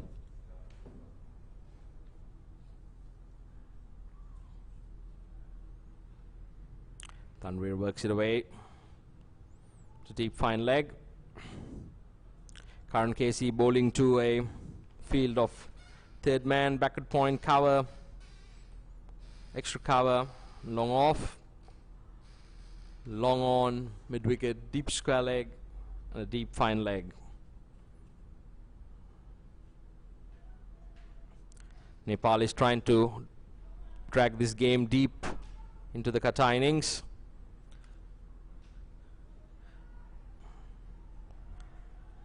Nepal already having saved at least 5 runs on the field. They cut out well within their required run rate at this moment. So if they can keep on taking those singles and capitalize on the loose deliveries and put away for boundaries, will do the job for Qatar. But things has been slowed down a bit for Qatar. I think the next 5 overs are going to be crucial. Pulled away to long leg. Inamul Haq controlling his shot and the Qatar innings expertly at the moment. With Kashif, the Qatar captain, still I beg your pardon, with Tamur Sajja, the Qatar captain still back in the hut. And the two players in the middle looking rather settled. Qatar would fancy their chances at this point. Now both the batsmen moving into singles mode, keeping the scoreboard ticking. Inamal taking that single with that single. Inamal moves on to 16 of 12 deliveries. Tanveer on 6 of 10 deliveries. A slow start for Tanveer. If he can keep up with a good strike rate, he just need to give more strike as possible to Inamal to make sure they are well within this game.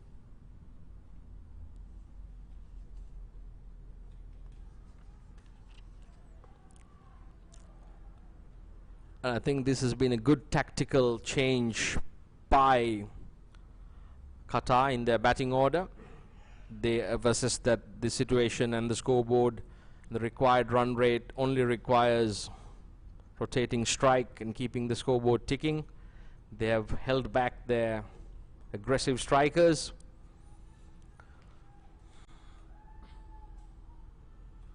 Once again, dug into the pitch. Beautifully controlled. Top quality shot there by Inamul Haq. Rolling his wrists on it. Between the deep backward square leg fielder and long leg. 4 runs. Karan Casey spoiling the good over.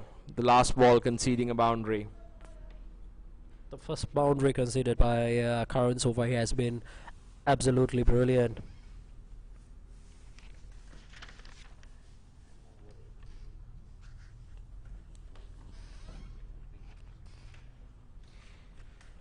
At the end of 7 overs, Qatar 52 for 2. We have Tanveer 7 of 11 deliveries, Inamul Haq on 21 of 15 deliveries with 3 good boundaries. With Qatar needing 75 runs with 8 wickets hand. They require to get these 75 runs in 13.1 overs. A wicket or two from here will bring Nepal back onto the game again.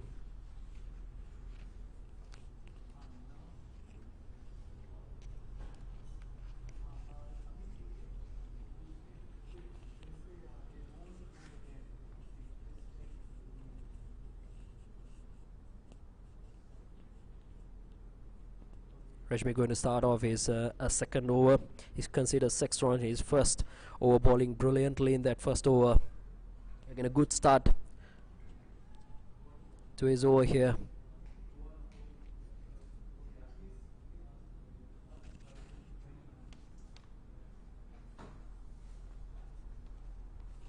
Basant Rajmi. Once again, the outside edge. Racing away.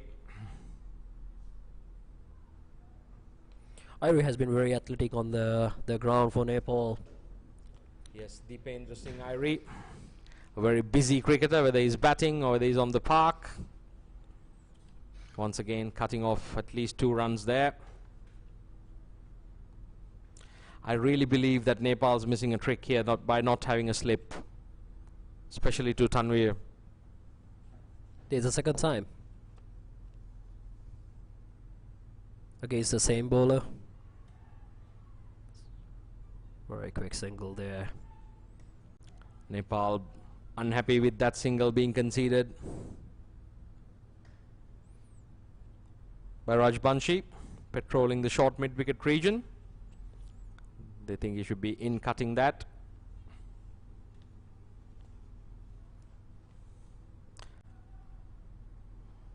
Nepal playing a very passionate brand of cricket.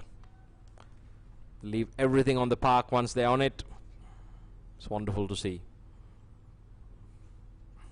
This is excellent batting by the Qatar batsman.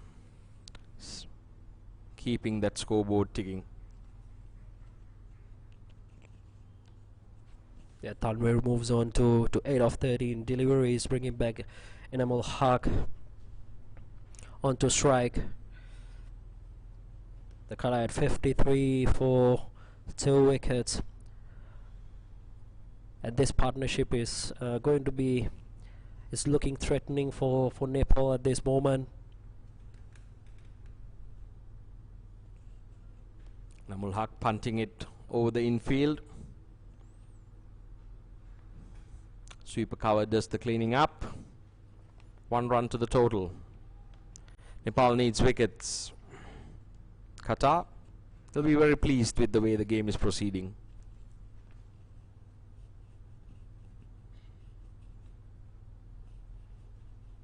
I think Nepal would be a bit disappointed the way they approached their innings. They couldn't really string together a meaningful partnership at any stage. And the batsmen's shot selections we found wanting in the final analysis. They have started off well. The captain and vice captain, they put up a good score, but after that things started to slow down a bit, and irregular wickets in between hurt a score of at least 140 to 150, which I think a pass score in this wicket. We have seen yesterday 180 plus scores has been scored in this ground, but obviously today is a new wicket, so things are different. But given Nepal's abilities, I think they should have posted another 20 to 30 runs. Yes, at the very least, I think 160 is par on this wicket, given the short straight boundaries, the fast outfield. The Nepal captain implementing another change of bowling from the Balestier Road end. Looks like Abhinash Boara.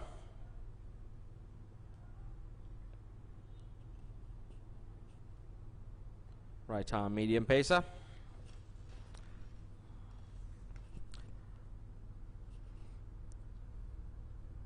Both Karan Casey and Sandeep Lamechani bowled 2 overs each. Sandeep giving away 14 runs and Karan Casey just 8 runs.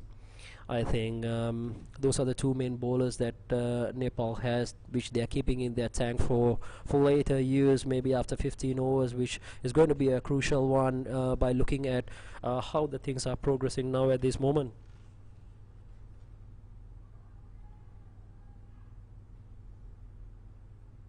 Qatar requires 66 runs in just 12 overs, so 72 deliveries to get this 66. Nepal still have a very good chance if they can manage to take a wicket from here.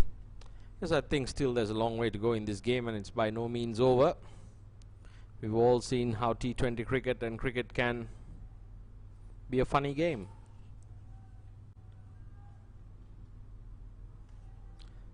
Worked away to deep fine leg. Tanvir. The Qatar pair is now settled in and they're batting very intelligently. I think Nepal should not allow the game to just drift. They will have to force the issue. I think Paras Khadka, the captain, might be thinking about bringing in a few more fielders into the 30 yards, cutting those singles, asking Qatar to go over the top.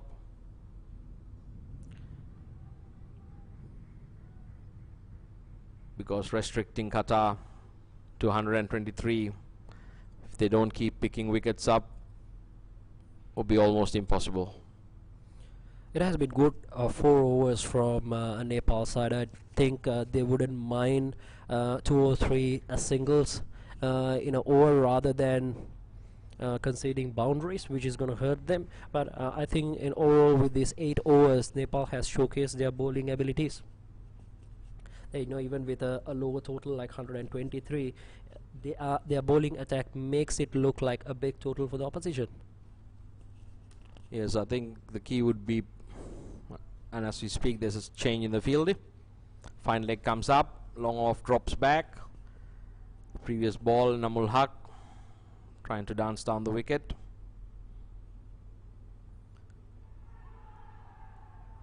It's a bump ball, a crowd catch. The Nepal fans going berserk here. It's wonderful atmosphere. Nepal media down here from Kathmandu. International media, ICC, all covering the match.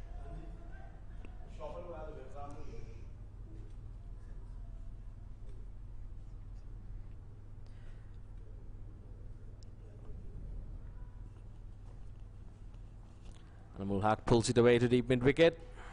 Once again, brilliant fielding, keeps it down to a single. Very good support for Nepal, but at the end of the 9th over, Qatar now at 59 for a loss of 2 wickets, requiring 64 runs in just 11 overs. Just touching base on the fan base out here since early morning. They have been here. I had a chat with a couple of Nepali fans, and they have been following Nepali cricket for a very, very long time, and they are huge fan, and they follow every individual cricketer. Some of them have taken leave out of their work to spend the time in the morning to support their favorite players. I think most importantly, Sandeep is one of their favorite friends, as well as the captain Paras. So I'm pretty sure that Nepal knows seeing their fans right up there in Indian Association Pavilion, they have to give them a good fight. Absolutely.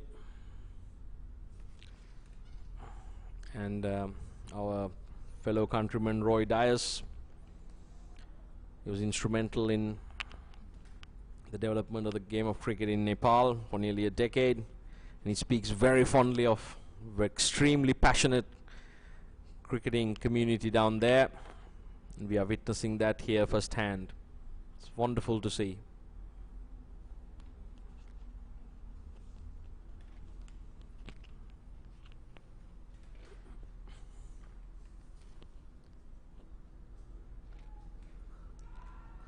And once again, that outside edge concedes 4 runs.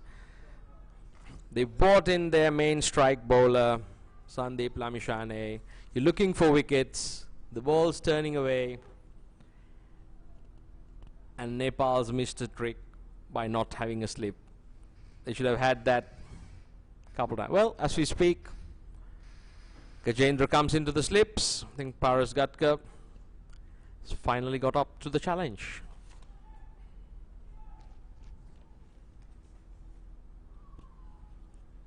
This is beautiful batting.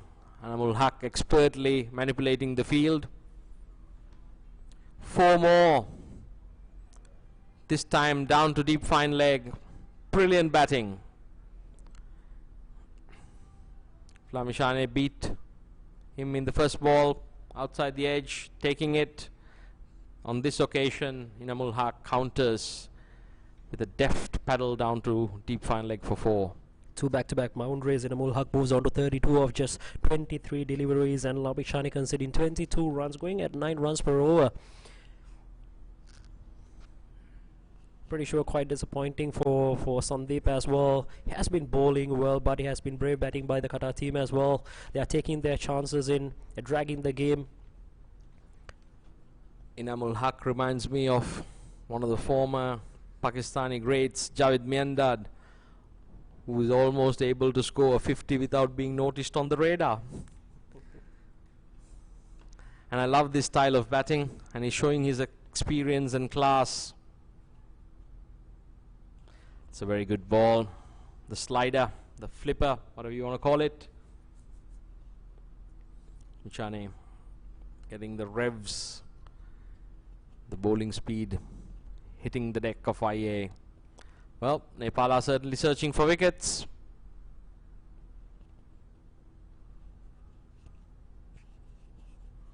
This might be it. The ball's up in the air. Field running in and he's gone. Lamchane strikes. Tanvir makes the mistake, trying to fetch him from outside off against the spin. Perishes. That was an unnecessary stroke, given that you had already collected about 10 runs off this over. This is not what Qatar needed. This is the exact reason why Paras, the captain of Nepali team, bring Sandeep into the game to pick up a wicket. That's exactly what he did. He went off for 2 consecutive boundaries, but came back strong and took that wicket. It's a brilliant catch as well as a long boundary out there at mid wicket. It's the fielder making it look easy. The bowling change working for Nepal. And once again, when Qatar seems to be cruising, Nepal not letting them get away. This is going to be a very, very interesting game. Well, it's Qatar's game to lose from here. If they underestimate Nepal's tenacity in a pressure situation, they will pay a very expensive price. It's wonderful cricket here at the Indian Association. 2 wickets for Lamishane, 55 runs.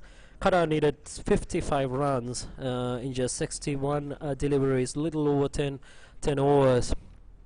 It's going to be a long 10 overs for Qatar. They have to be patient, especially this is not what Qatar needed. Inamal has been batting brilliantly. You just need to give the strike off to him. Make sure that you rotate the strike as much as you can and drag the game closer to the target of 123. But however, Sandeep Lamishane Almost bowling him.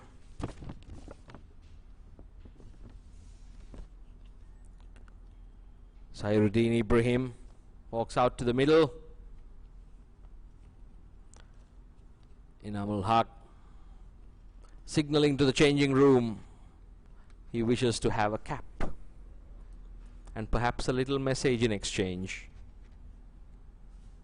It might have just been the cap. That's a halfway through of the innings. Qatar 68 for the loss of 3 wickets, requiring another 55 runs. Nepal needs another 7 wickets to win this game. 60 good deliveries. Halfway through the innings, going to be a well-poised game for both the sides. It's game for both the sides at this moment. I think this is where I'm sure that Nepal's experience, Nepal cricket team's experience is going to come back in. Their dead bowling has to be absolutely on the money. Yes, and Qatar on the other hand would love for Inamul Haq to bat through to the 16th or so. That's an inside edge. Very fortunate boundary. Bohara going for that in-swinging Yorker. Well, it looks like it's going to be Inamul's day today. Very close one there. Good delivery by Bohara. The final reading, they all count. Qatar progressing to 72.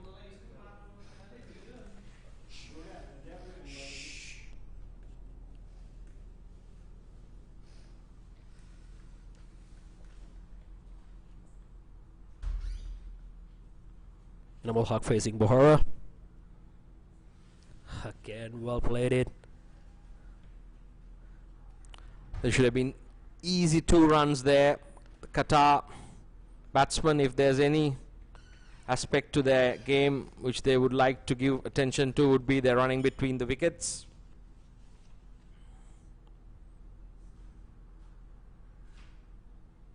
They are rather preserving in nature.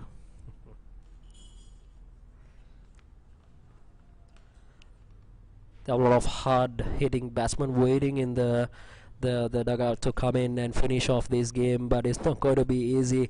I'm sure the Nepali team must be feeling a bit of pressure, but they know that they can really put pressure back on the Qatar side. Just require a wicket to do that. Yes, my only concern is Nepal's conceding these singles far too easily. And Qatar exactly requires that. They don't need anything more than singles to win this match. So if Nepal are to really create an issue and build those dot balls, they need maybe even 2 or at least 1 more fielder in.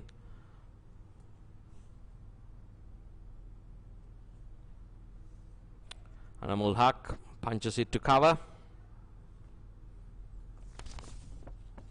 They need to look into put more pressure on Ibrahim as well. I mean, I'm not saying that you should be putting pressure on Inamul, but if you can put pressure on Inamul with his type of form that he is in, they will be rather giving him a single and put more pressure on the non-striker and try to make him do a mistake and get that extra wicket out from here, which will additionally put more pressure on Inamul.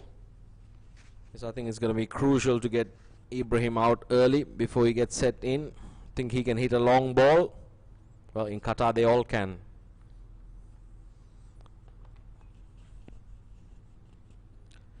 Had the opportunity to speak to the Qatar manager yesterday evening at the hotel.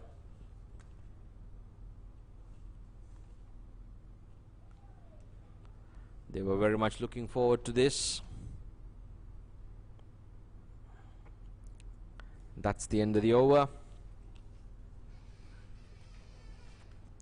Qatar 76 for the loss of 3 wickets at the end of 11 overs. Qatar require another 48 runs in just 54 deliveries, which equally balance both Nepal and Qatar at this stage. Be interesting to see whether Paras Katka continues to use Lamchane to bowl out his last over. Yep, Sandeep Lamchane has bowled 3 overs for 23 runs, picking up 2 wickets, going at 7 runs per over. I think Paras is backing his ace spinner. He's looking for another wicket, and this time the slip is in place. Lamchane might be looking to sell Ibrahim the dummy, taking a few away and pinning him with the googly. Let's see what goes on here.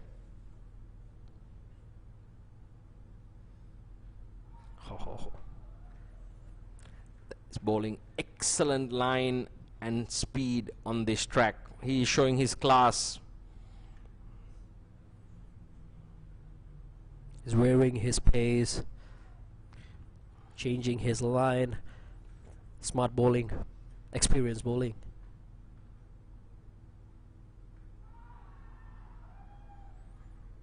I tell you, he's taking it away. He is setting up. He's setting up Ibrahim. Ibrahim for the one that's going to come in and pin him or bowl him. This is looking magnificent. I'm really pleased to see the slip there. Will there be a big shot? It's gone up in the air. He's got him! Or has he gone over the rope? Oh. It's gone over the rope. There The you catch go, has the been big shot. taken, but Ibrahim swings one deep. This is excellent cricket. This is breathtaking cricket at the moment. If you are tuned in, don't go anywhere. It's all happening. Qatar counter-attacking. Qatar score moves on to 82. 2 back-to-back deliveries beaten by the bat. Then a big shot again. Shot again, and another misfield. Lamchane goes for 4. That was a poor delivery. It was short, begging to be hit. And Ibrahim obliges, says, "Thank you very much. I'll deposit you back with a square." 2 dot deliveries, followed up with a 6 and a 4. Already 10 in the over. Yes, I think he was looking to bring that one in. To bowl a faster flipper, it just went short. And Ibrahim leaves one. I think he read well. This is fascinating. I think that leave was premeditated and it looked really good. He even had time to pose for the cameras. Qatar doing it brilliantly at the moment. They have to smart against Lamchane not to give away a wicket. And that's exactly what they did. There we go. Ibrahim has a rush of blood to the head, and having scored 10 runs in that over, perishes by giving the easiest of catches to long off. It's a cat and a mouse game going on here between the Qatar batsmen and the Nepali bowlers. Qatar requiring just 37 runs of 49 deliveries with 7 wickets in hand. You're just giving away the game to Nepal. Yes, Visavka, Sharad Visavka, the former captain, makes no mistake. Cool as a cucumber underneath that, pouches the catch. Inamul Haq is furious. He's requiring lots of fluids to keep him calm and cool at this juncture, and it's not the weather. His teammates are increasing his temperature.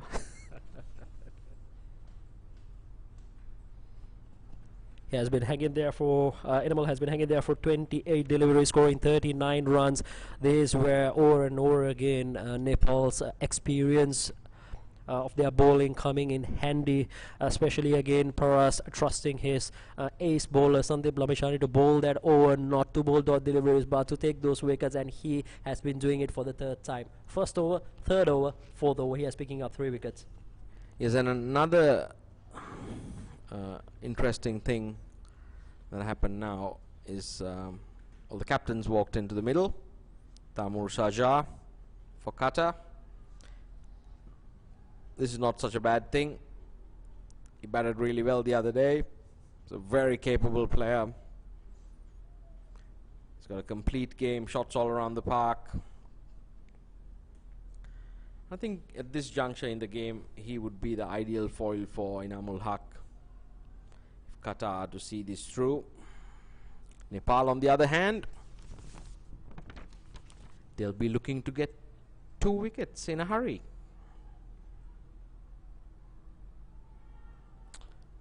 Starting off with a wide. Binod Bandari.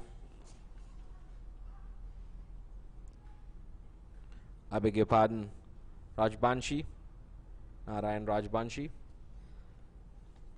There was not clever running between the wickets. There was easy 2 in there. Just walked off for a single. Yes, very relaxed. Too relaxed at the moment. Well, running between the wickets never is Qatar's strength. Can Rajbanshi take one more here? It's good to see Nepal employing the slip for the new batsman. If they can bowl 2 good overs from here, will be pressure right back on the Qatar team again. I think the wicket of Inamul Haq is the key for Nepal right now, and if they can pick that wicket up, I'm sure Qatar batsman who is coming in next will feel a tremendous pressure. This game is by no means over. This is excellent bowling. Rajbanshi keeping it tight. Really like to see one more fielder come in, perhaps from the leg side onto the offside to restrict the singles. Then Rajbanshi should be looking to bowl to his field. He's bowling in good lines, good pace as well, understanding the situation, making sure that he's putting more dot balls, getting the batsman to make a mistake. And that's exactly what Nepal is trying to do. And is that a chance? That's an excellent shot by the Qatar skipper Kashif, launching that one over long off for 6. This is excellent positive batting, treating every ball with respect, then capitalizing when the ball is in his area. That would have been 6 on any ground. That went a long way. Touch fuller in that occasion by from Rajbanshi. This would augur well for Qatar's net run rate, should it come to that. They're going at a very good pace here. Like I said, either way, it should be done and dusted around the 16th. With that 6, Qatar score moves on to 94. The loss of 4 wickets at the end of 12 overs. The 13th over is in progress.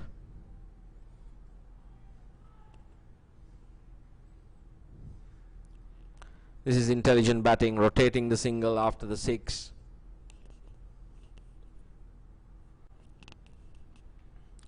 This pair ideally would like to see it through for Qatar. Final delivery of Rajbanshi's second over. Seems to be some disturbance behind the bowler's arm.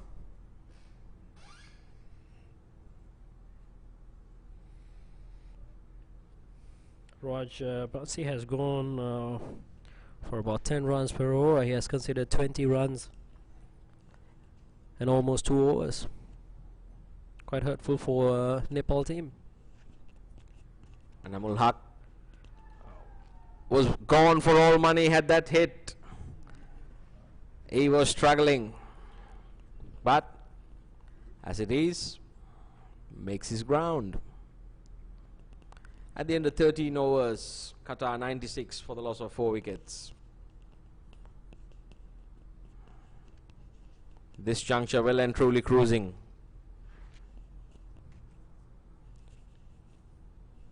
A chance miss for Nepal. Qatar recording another 28 runs in just 43 deliveries. A lot of balls left. 42 deliveries, 7 overs. It's going to be quite comfortable as long as they play sensibly.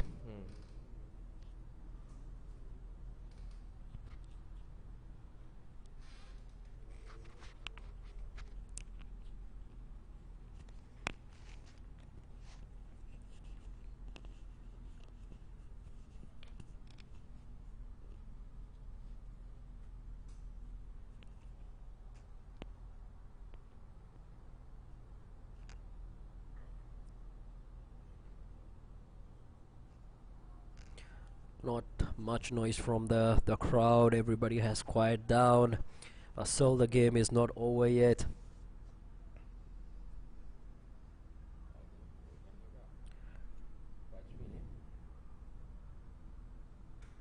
Rashmi is starting his third over.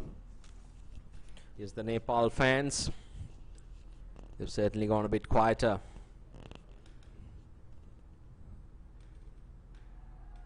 Well, that'll change if there's a wicket. Nepal still attacking with the slip, still looking for the wicket. T20 cricket's really about those crucial moments, and I wonder, the 2 times they got the edge, both of Enamul Haq and Tanvir, instead of getting a wicket, they conceded 8 runs and also a single. Altogether 9 runs in that region. So it's important to be aware of the situation. They had a run-out chance as well in the last over. They could have, I'm pretty sure that Nepal could have easily capitalized on that if they had taken that wicket.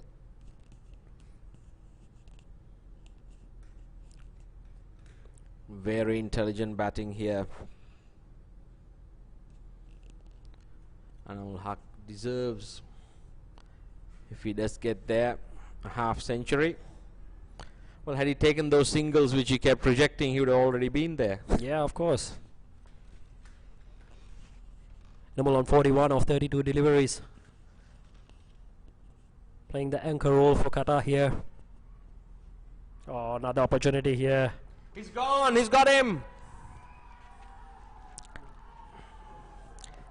I think that might have been a little judgment error by the skipper Kashif.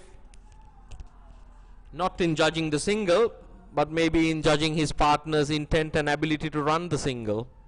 Very good throw. Brilliant fielding. Nepal, they were switched on, and it came like a bullet. It came to the correct end, and Enamul Haq is on his way. Nepal has been athletic throughout this game. That is one of the key areas that they have improved quite a lot over the years, and we have seen today how athletic they have been from the first over itself. And they are still believing, and this T20 cricket is never short of surprises. And if this games and chase gets complicated, Enamul Haq would have a difficult time looking back at the way this dismissal took place. Even though it's 27 runs to get in, it's a big pressure onto the new batsman as well, especially for the captain as well. A huge responsibility right now from where they are now at the moment to reach that 27. They really have to play sensibly. They can't go for huge fancy shots. I'm pretty sure that Nepal will come back really hard at them. We see a couple of fielders coming back into the field as well. Yes, this is good captaincy here now. Paris Katka.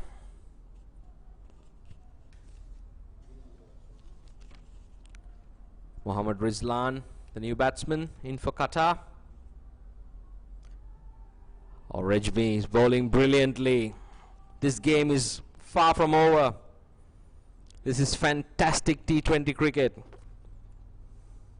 What an event. The ICC World T20 Qualifiers Asia Final. No team is willing to just succumb and die quietly. Nepal certainly will not die wandering.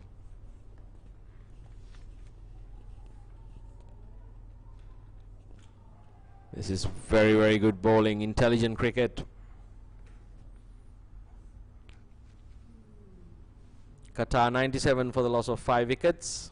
The end of 14 overs. How crucial will that run out be? Now it puts all the pressure on the Qatar captain Kashif to see this through.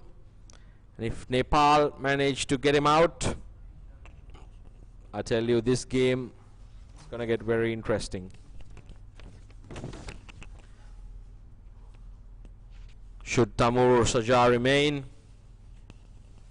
he will see through Qatar to a memorable victory. They've done really well. Can they close it off? Abhinash Bohara continues from the Balestier Road end.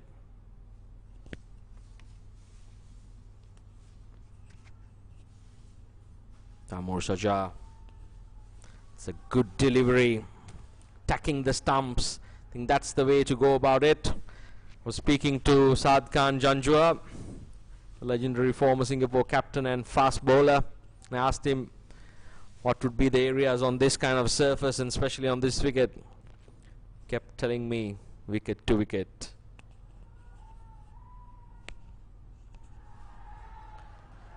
Well, the noise has certainly picked up from the fanfare and the crowd supporting Nepal. Just have to mention that previous was over a wicket made and Noah brilliantly bowled under pressure.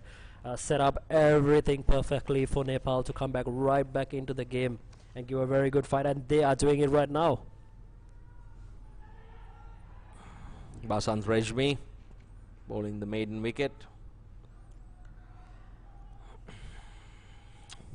The only upside in Inamul Haq's dismissal is both these two batsmen seem to be more purposefully running between the wickets. Yeah, absolutely. At the same time, the body language of Nepal team has gone up as well, and that's equally dangerous for the Qatar team.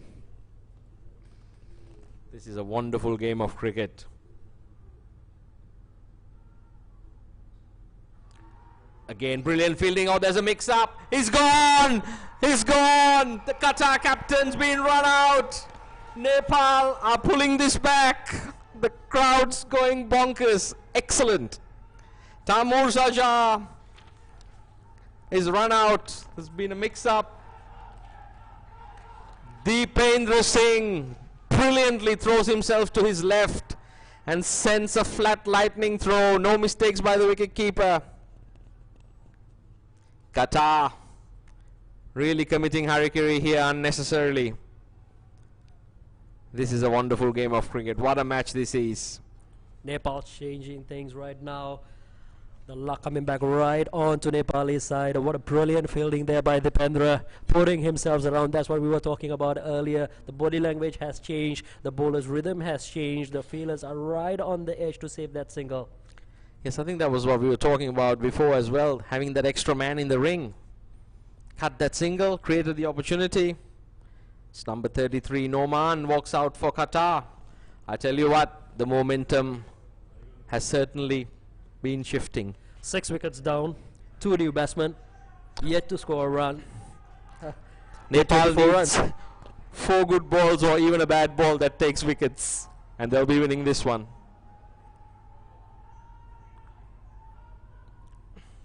Single there. Noman getting off the mark straight away. Bohara and Rejmi has been bowling absolutely brilliantly. I have to tell you, they bowled their heart out in the last 2 to 3 overs, put pressure on Qatar team. There was a walk in the park for the Qatar team at one point when Inamul was there, but unfortunately for Qatar, Inamul run out. But now suddenly you see that Nepal side right back in the game, putting pressure every time. You see Dipendra again. I love this player, Deependra Singh. He's an absolute live wire on the park. And Rajmi. That's a great finish to the over. Bohara bowling 3 overs for just 13 runs, going at 4.5 runs per over. And absolutely amazing. I think on a day where the big names of Nepal bowling were put under pressure by the Qataris, the rest of the bowling unit has stood up. And as a team, they've managed to put the pressure and keep it on Qatar. Qatar's 100 is up. The end of 15 overs for the loss of 6 wickets. The cat and mouse game continues. Nepal edging closer again, just 30 deliveries, 4 wickets to take. Qatar requiring another 23 runs. 2 new batsmen in the centre. Is the key wicket of Tamur Saja, the captain, who has a very cool head. I think getting him out for a run out would have been a vital situation in this game. Rajmi To Rizlan. beautifully bowled.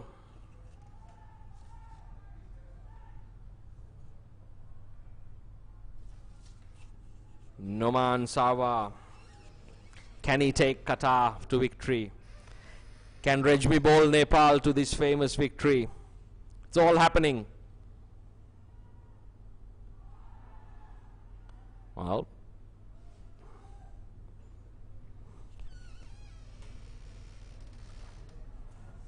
Noman Sawa is not going to die wandering either. Pulled out the old paddle sweep from the top drawer. Tough times for Qatar here. This is the Rishmi's last over. So Paras has to find another bowler to bring it in.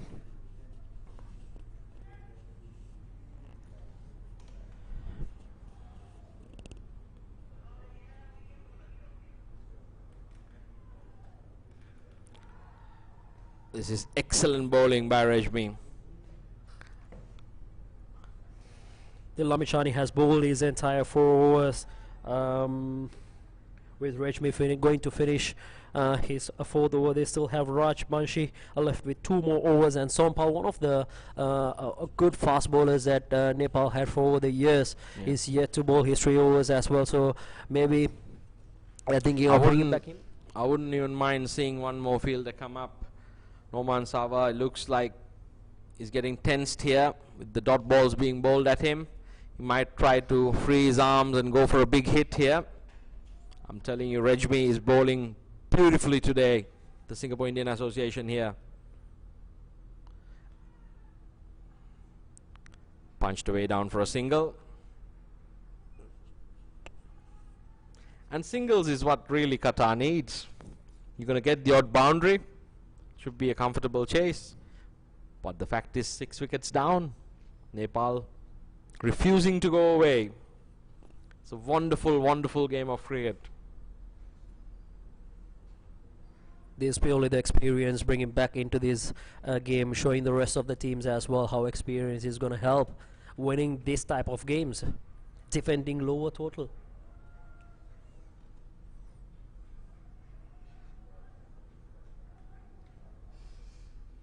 This purely good line and length, changing the pace of the deliveries. Is not like a bowler's paradise for Nepal to take everything away. It's purely the experience coming in handy for Nepal here.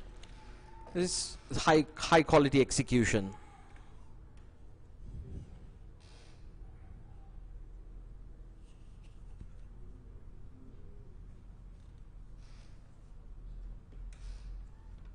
That's the end of another very economical and effective over. Rajmi. Rajmi finishing his 4 overs for 14 runs. Unfortunate, no wickets for him, but he has an economy rate of 3.5 in a T20 game, defending 123, bowling at 3.5 economy. Absolutely amazing. Wonderful bit of bowling, and I think the credit goes to Paras Khatka as well, managing these bowlers carefully. But I think from here onwards, another 4 overs, they have enough bowlers to restrict Qatar and win this game. But game for anybody to take.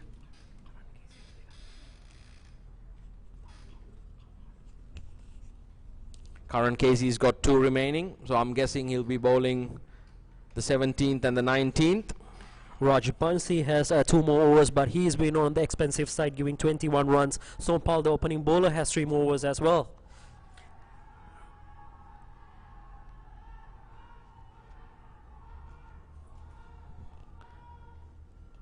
There's a huge appeal. The umpire's unmoved. The crowd joining in on the appeal, getting engrossed in this match. This is amazing. The Singapore Indian Association almost feels like it's packed to its capacity. Karan Casey felt that he got his man. Yes, I think that was a very optimistic appeal. These are very experienced umpires. They've been doing a very consistent, brilliant job. Huge pressure on Qatar now.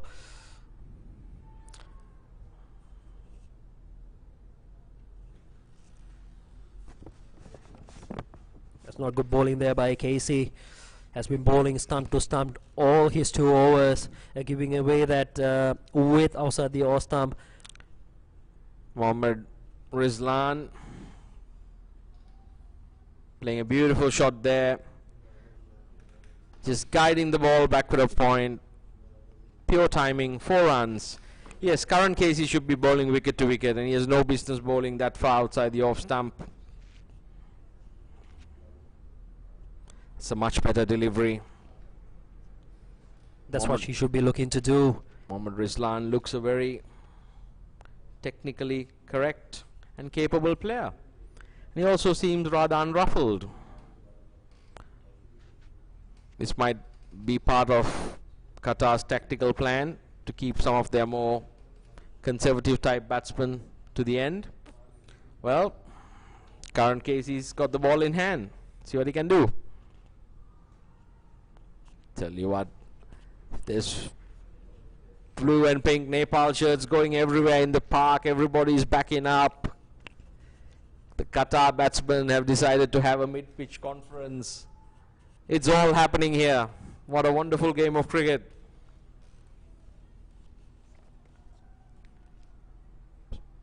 So it's been a pleasure commentating with you. We've been sharing the park some time ago, and now the Combox, and what a wonderful game to do this in. Absolutely.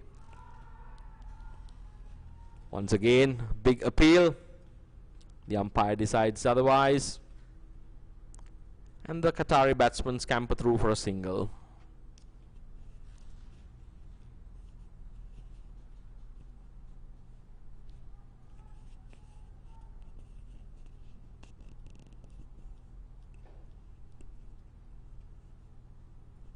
Well, Qatar have managed to make a chase of this total after all.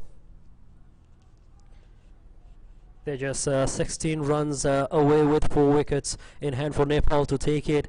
It's going to go down the wire, Jamal. It's not going to be easy for both the sides. But if I have to guess, I'll put a bet on Nepal. Yes. I think we'll see how it unfolds. Not much of a betting man. The best bet I made was to keep my money in the pocket. Both Malaysia and Singapore eagerly watching this contest.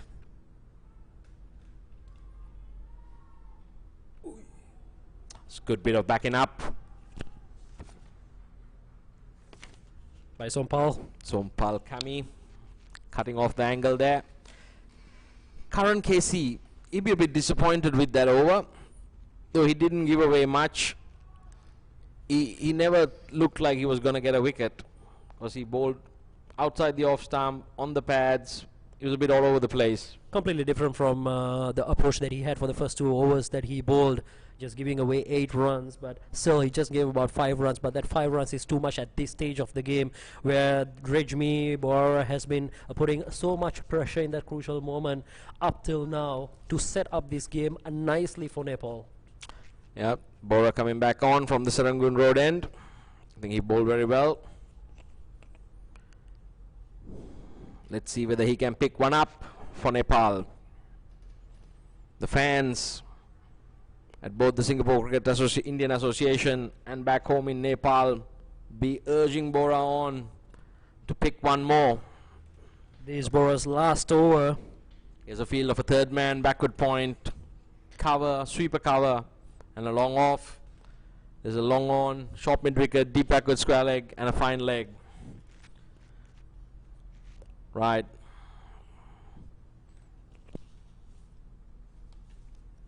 Norman Sawa on strike for Qatar. The 18th over is about to commence. Norman Sarwar on 3 of 6 balls. Mohammad Rizlan 5 of 10 deliveries with 1 boundary. So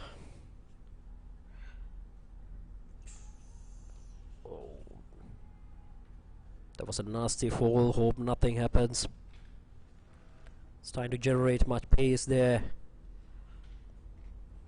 by the bowler. Norman Sawa manages a single. Qatar just requires 14 runs for victory of 17 deliveries. Nepal requires 4 wickets. Now this is something I've been going on about. The Nepal wicketkeeper has decided it's a smart thing to leave the helmet behind.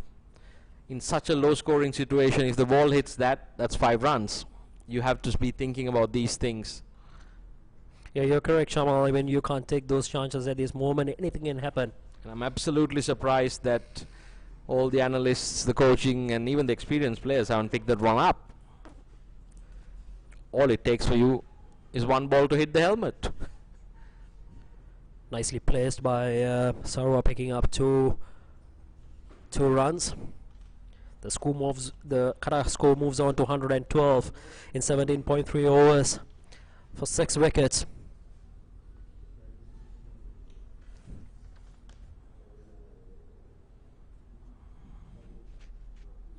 Both these batsmen haven't tried anything fancy, which is good for Qatar. Yes, I think they've been batting extremely sensibly, assessing exactly what's required.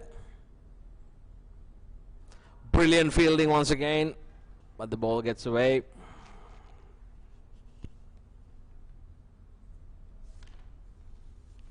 Once again, it's that fielder Deependra Singh. Certainly saved a single there for Nepal. Throwing himself to the right.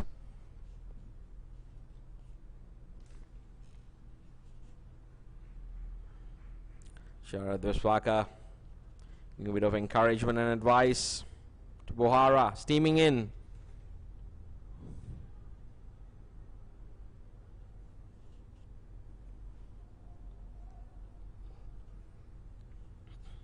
Qatar slowly but steadily inching closer to the victory.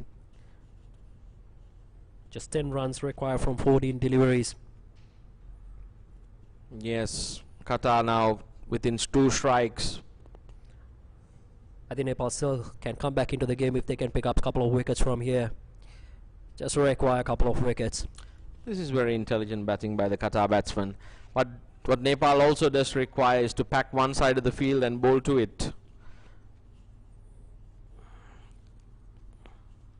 At That's the end of the 18th over, Qatar 115 for loss of 6 wickets. Sarwar batting 8 runs of 10 deliveries, going at 80 strike rate, and Rizlan on 7 runs from 12 deliveries with 1 boundary. And as we speak, the 12th man picks the helmet up, which is a smart thing.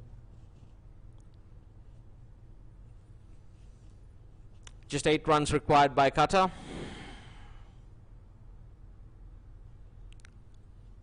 Nepal still not giving up, fighting on.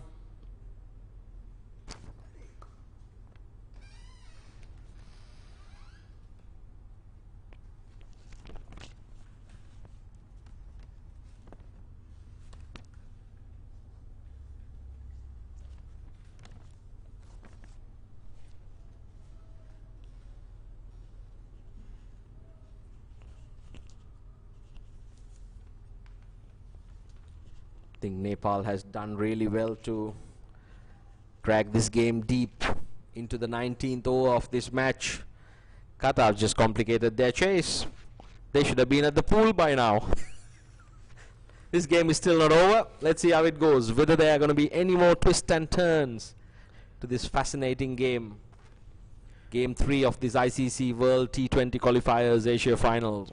Coming up after this, Singapore taking on Kuwait at 2 p.m. Here we go, the 19th over. Karan Casey going to bowl his last over. Can he finish this over well?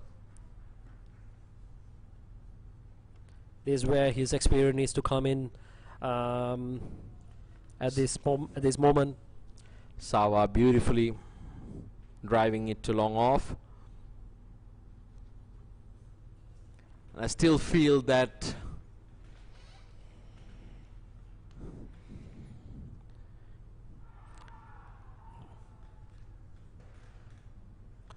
there's a bit of an appeal, more in hope than anything else. The umpires seem to be discussing. I don't know what they're discussing about. Is that an appeal for a catch?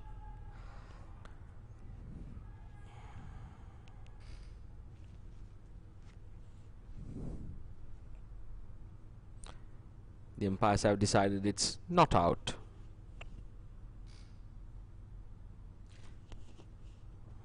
Mohammad Rizlan.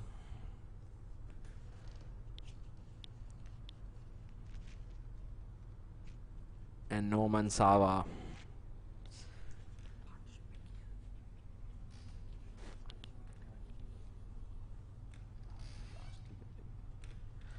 Very crucial 17-run partnership between these two. It's gone if it hits. It doesn't. Rizlan makes it through. In the context of the game, this 18-run partnership has been absolute gold for Qatar. More importantly, they've been really sensible about the way they've gone about their business. They run hard between the wickets. They looked smart about the way they're chasing this total down.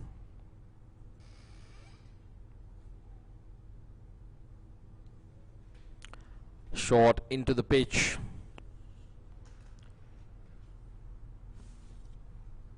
Karan Casey trying to get one up, see whether he can extract a mistake. Like as you mentioned, Shamal, this partnership has proved to be one of the good partnerships that Qatar had, and they played absolutely sensibly. Only one boundary in their partnership, going at 4.6 runs per over. They played together for 4 overs, and they never look uncomfortable against the Nepal attack. Given the point when both the batsmen were there, they were yet to score a single run. 2 new batsmen at that point with 27 runs to chase.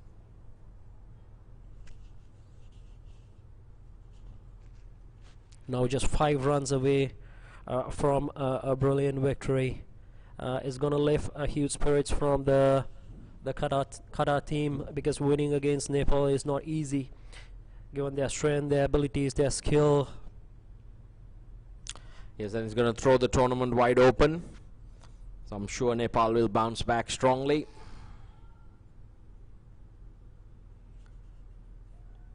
Qatar now 1 strike away. So they move within the 123 required. There's a few clouds hovering over the Indian Association ground, cooling things down. It's going to be quite interesting, Jamal, to see who's going to bowl that last over. Lamichhane finishes 4 overs alongside Karan. Rajmi and Bohara left with Raj Banshi and Sompal. Sompal has been expensive in that first over, but I'm not too sure. I'm just gambling on Raj Banshi at this moment, because he bowled well, not so well.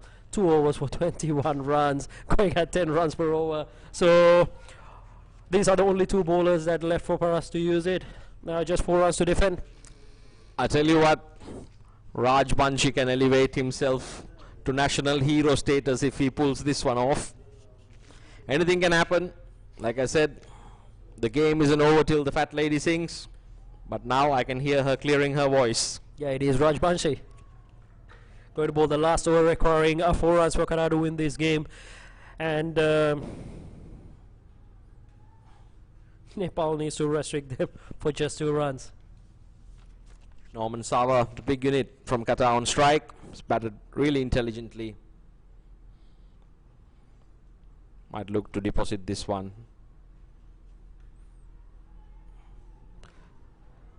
Once again, Deependra Singh.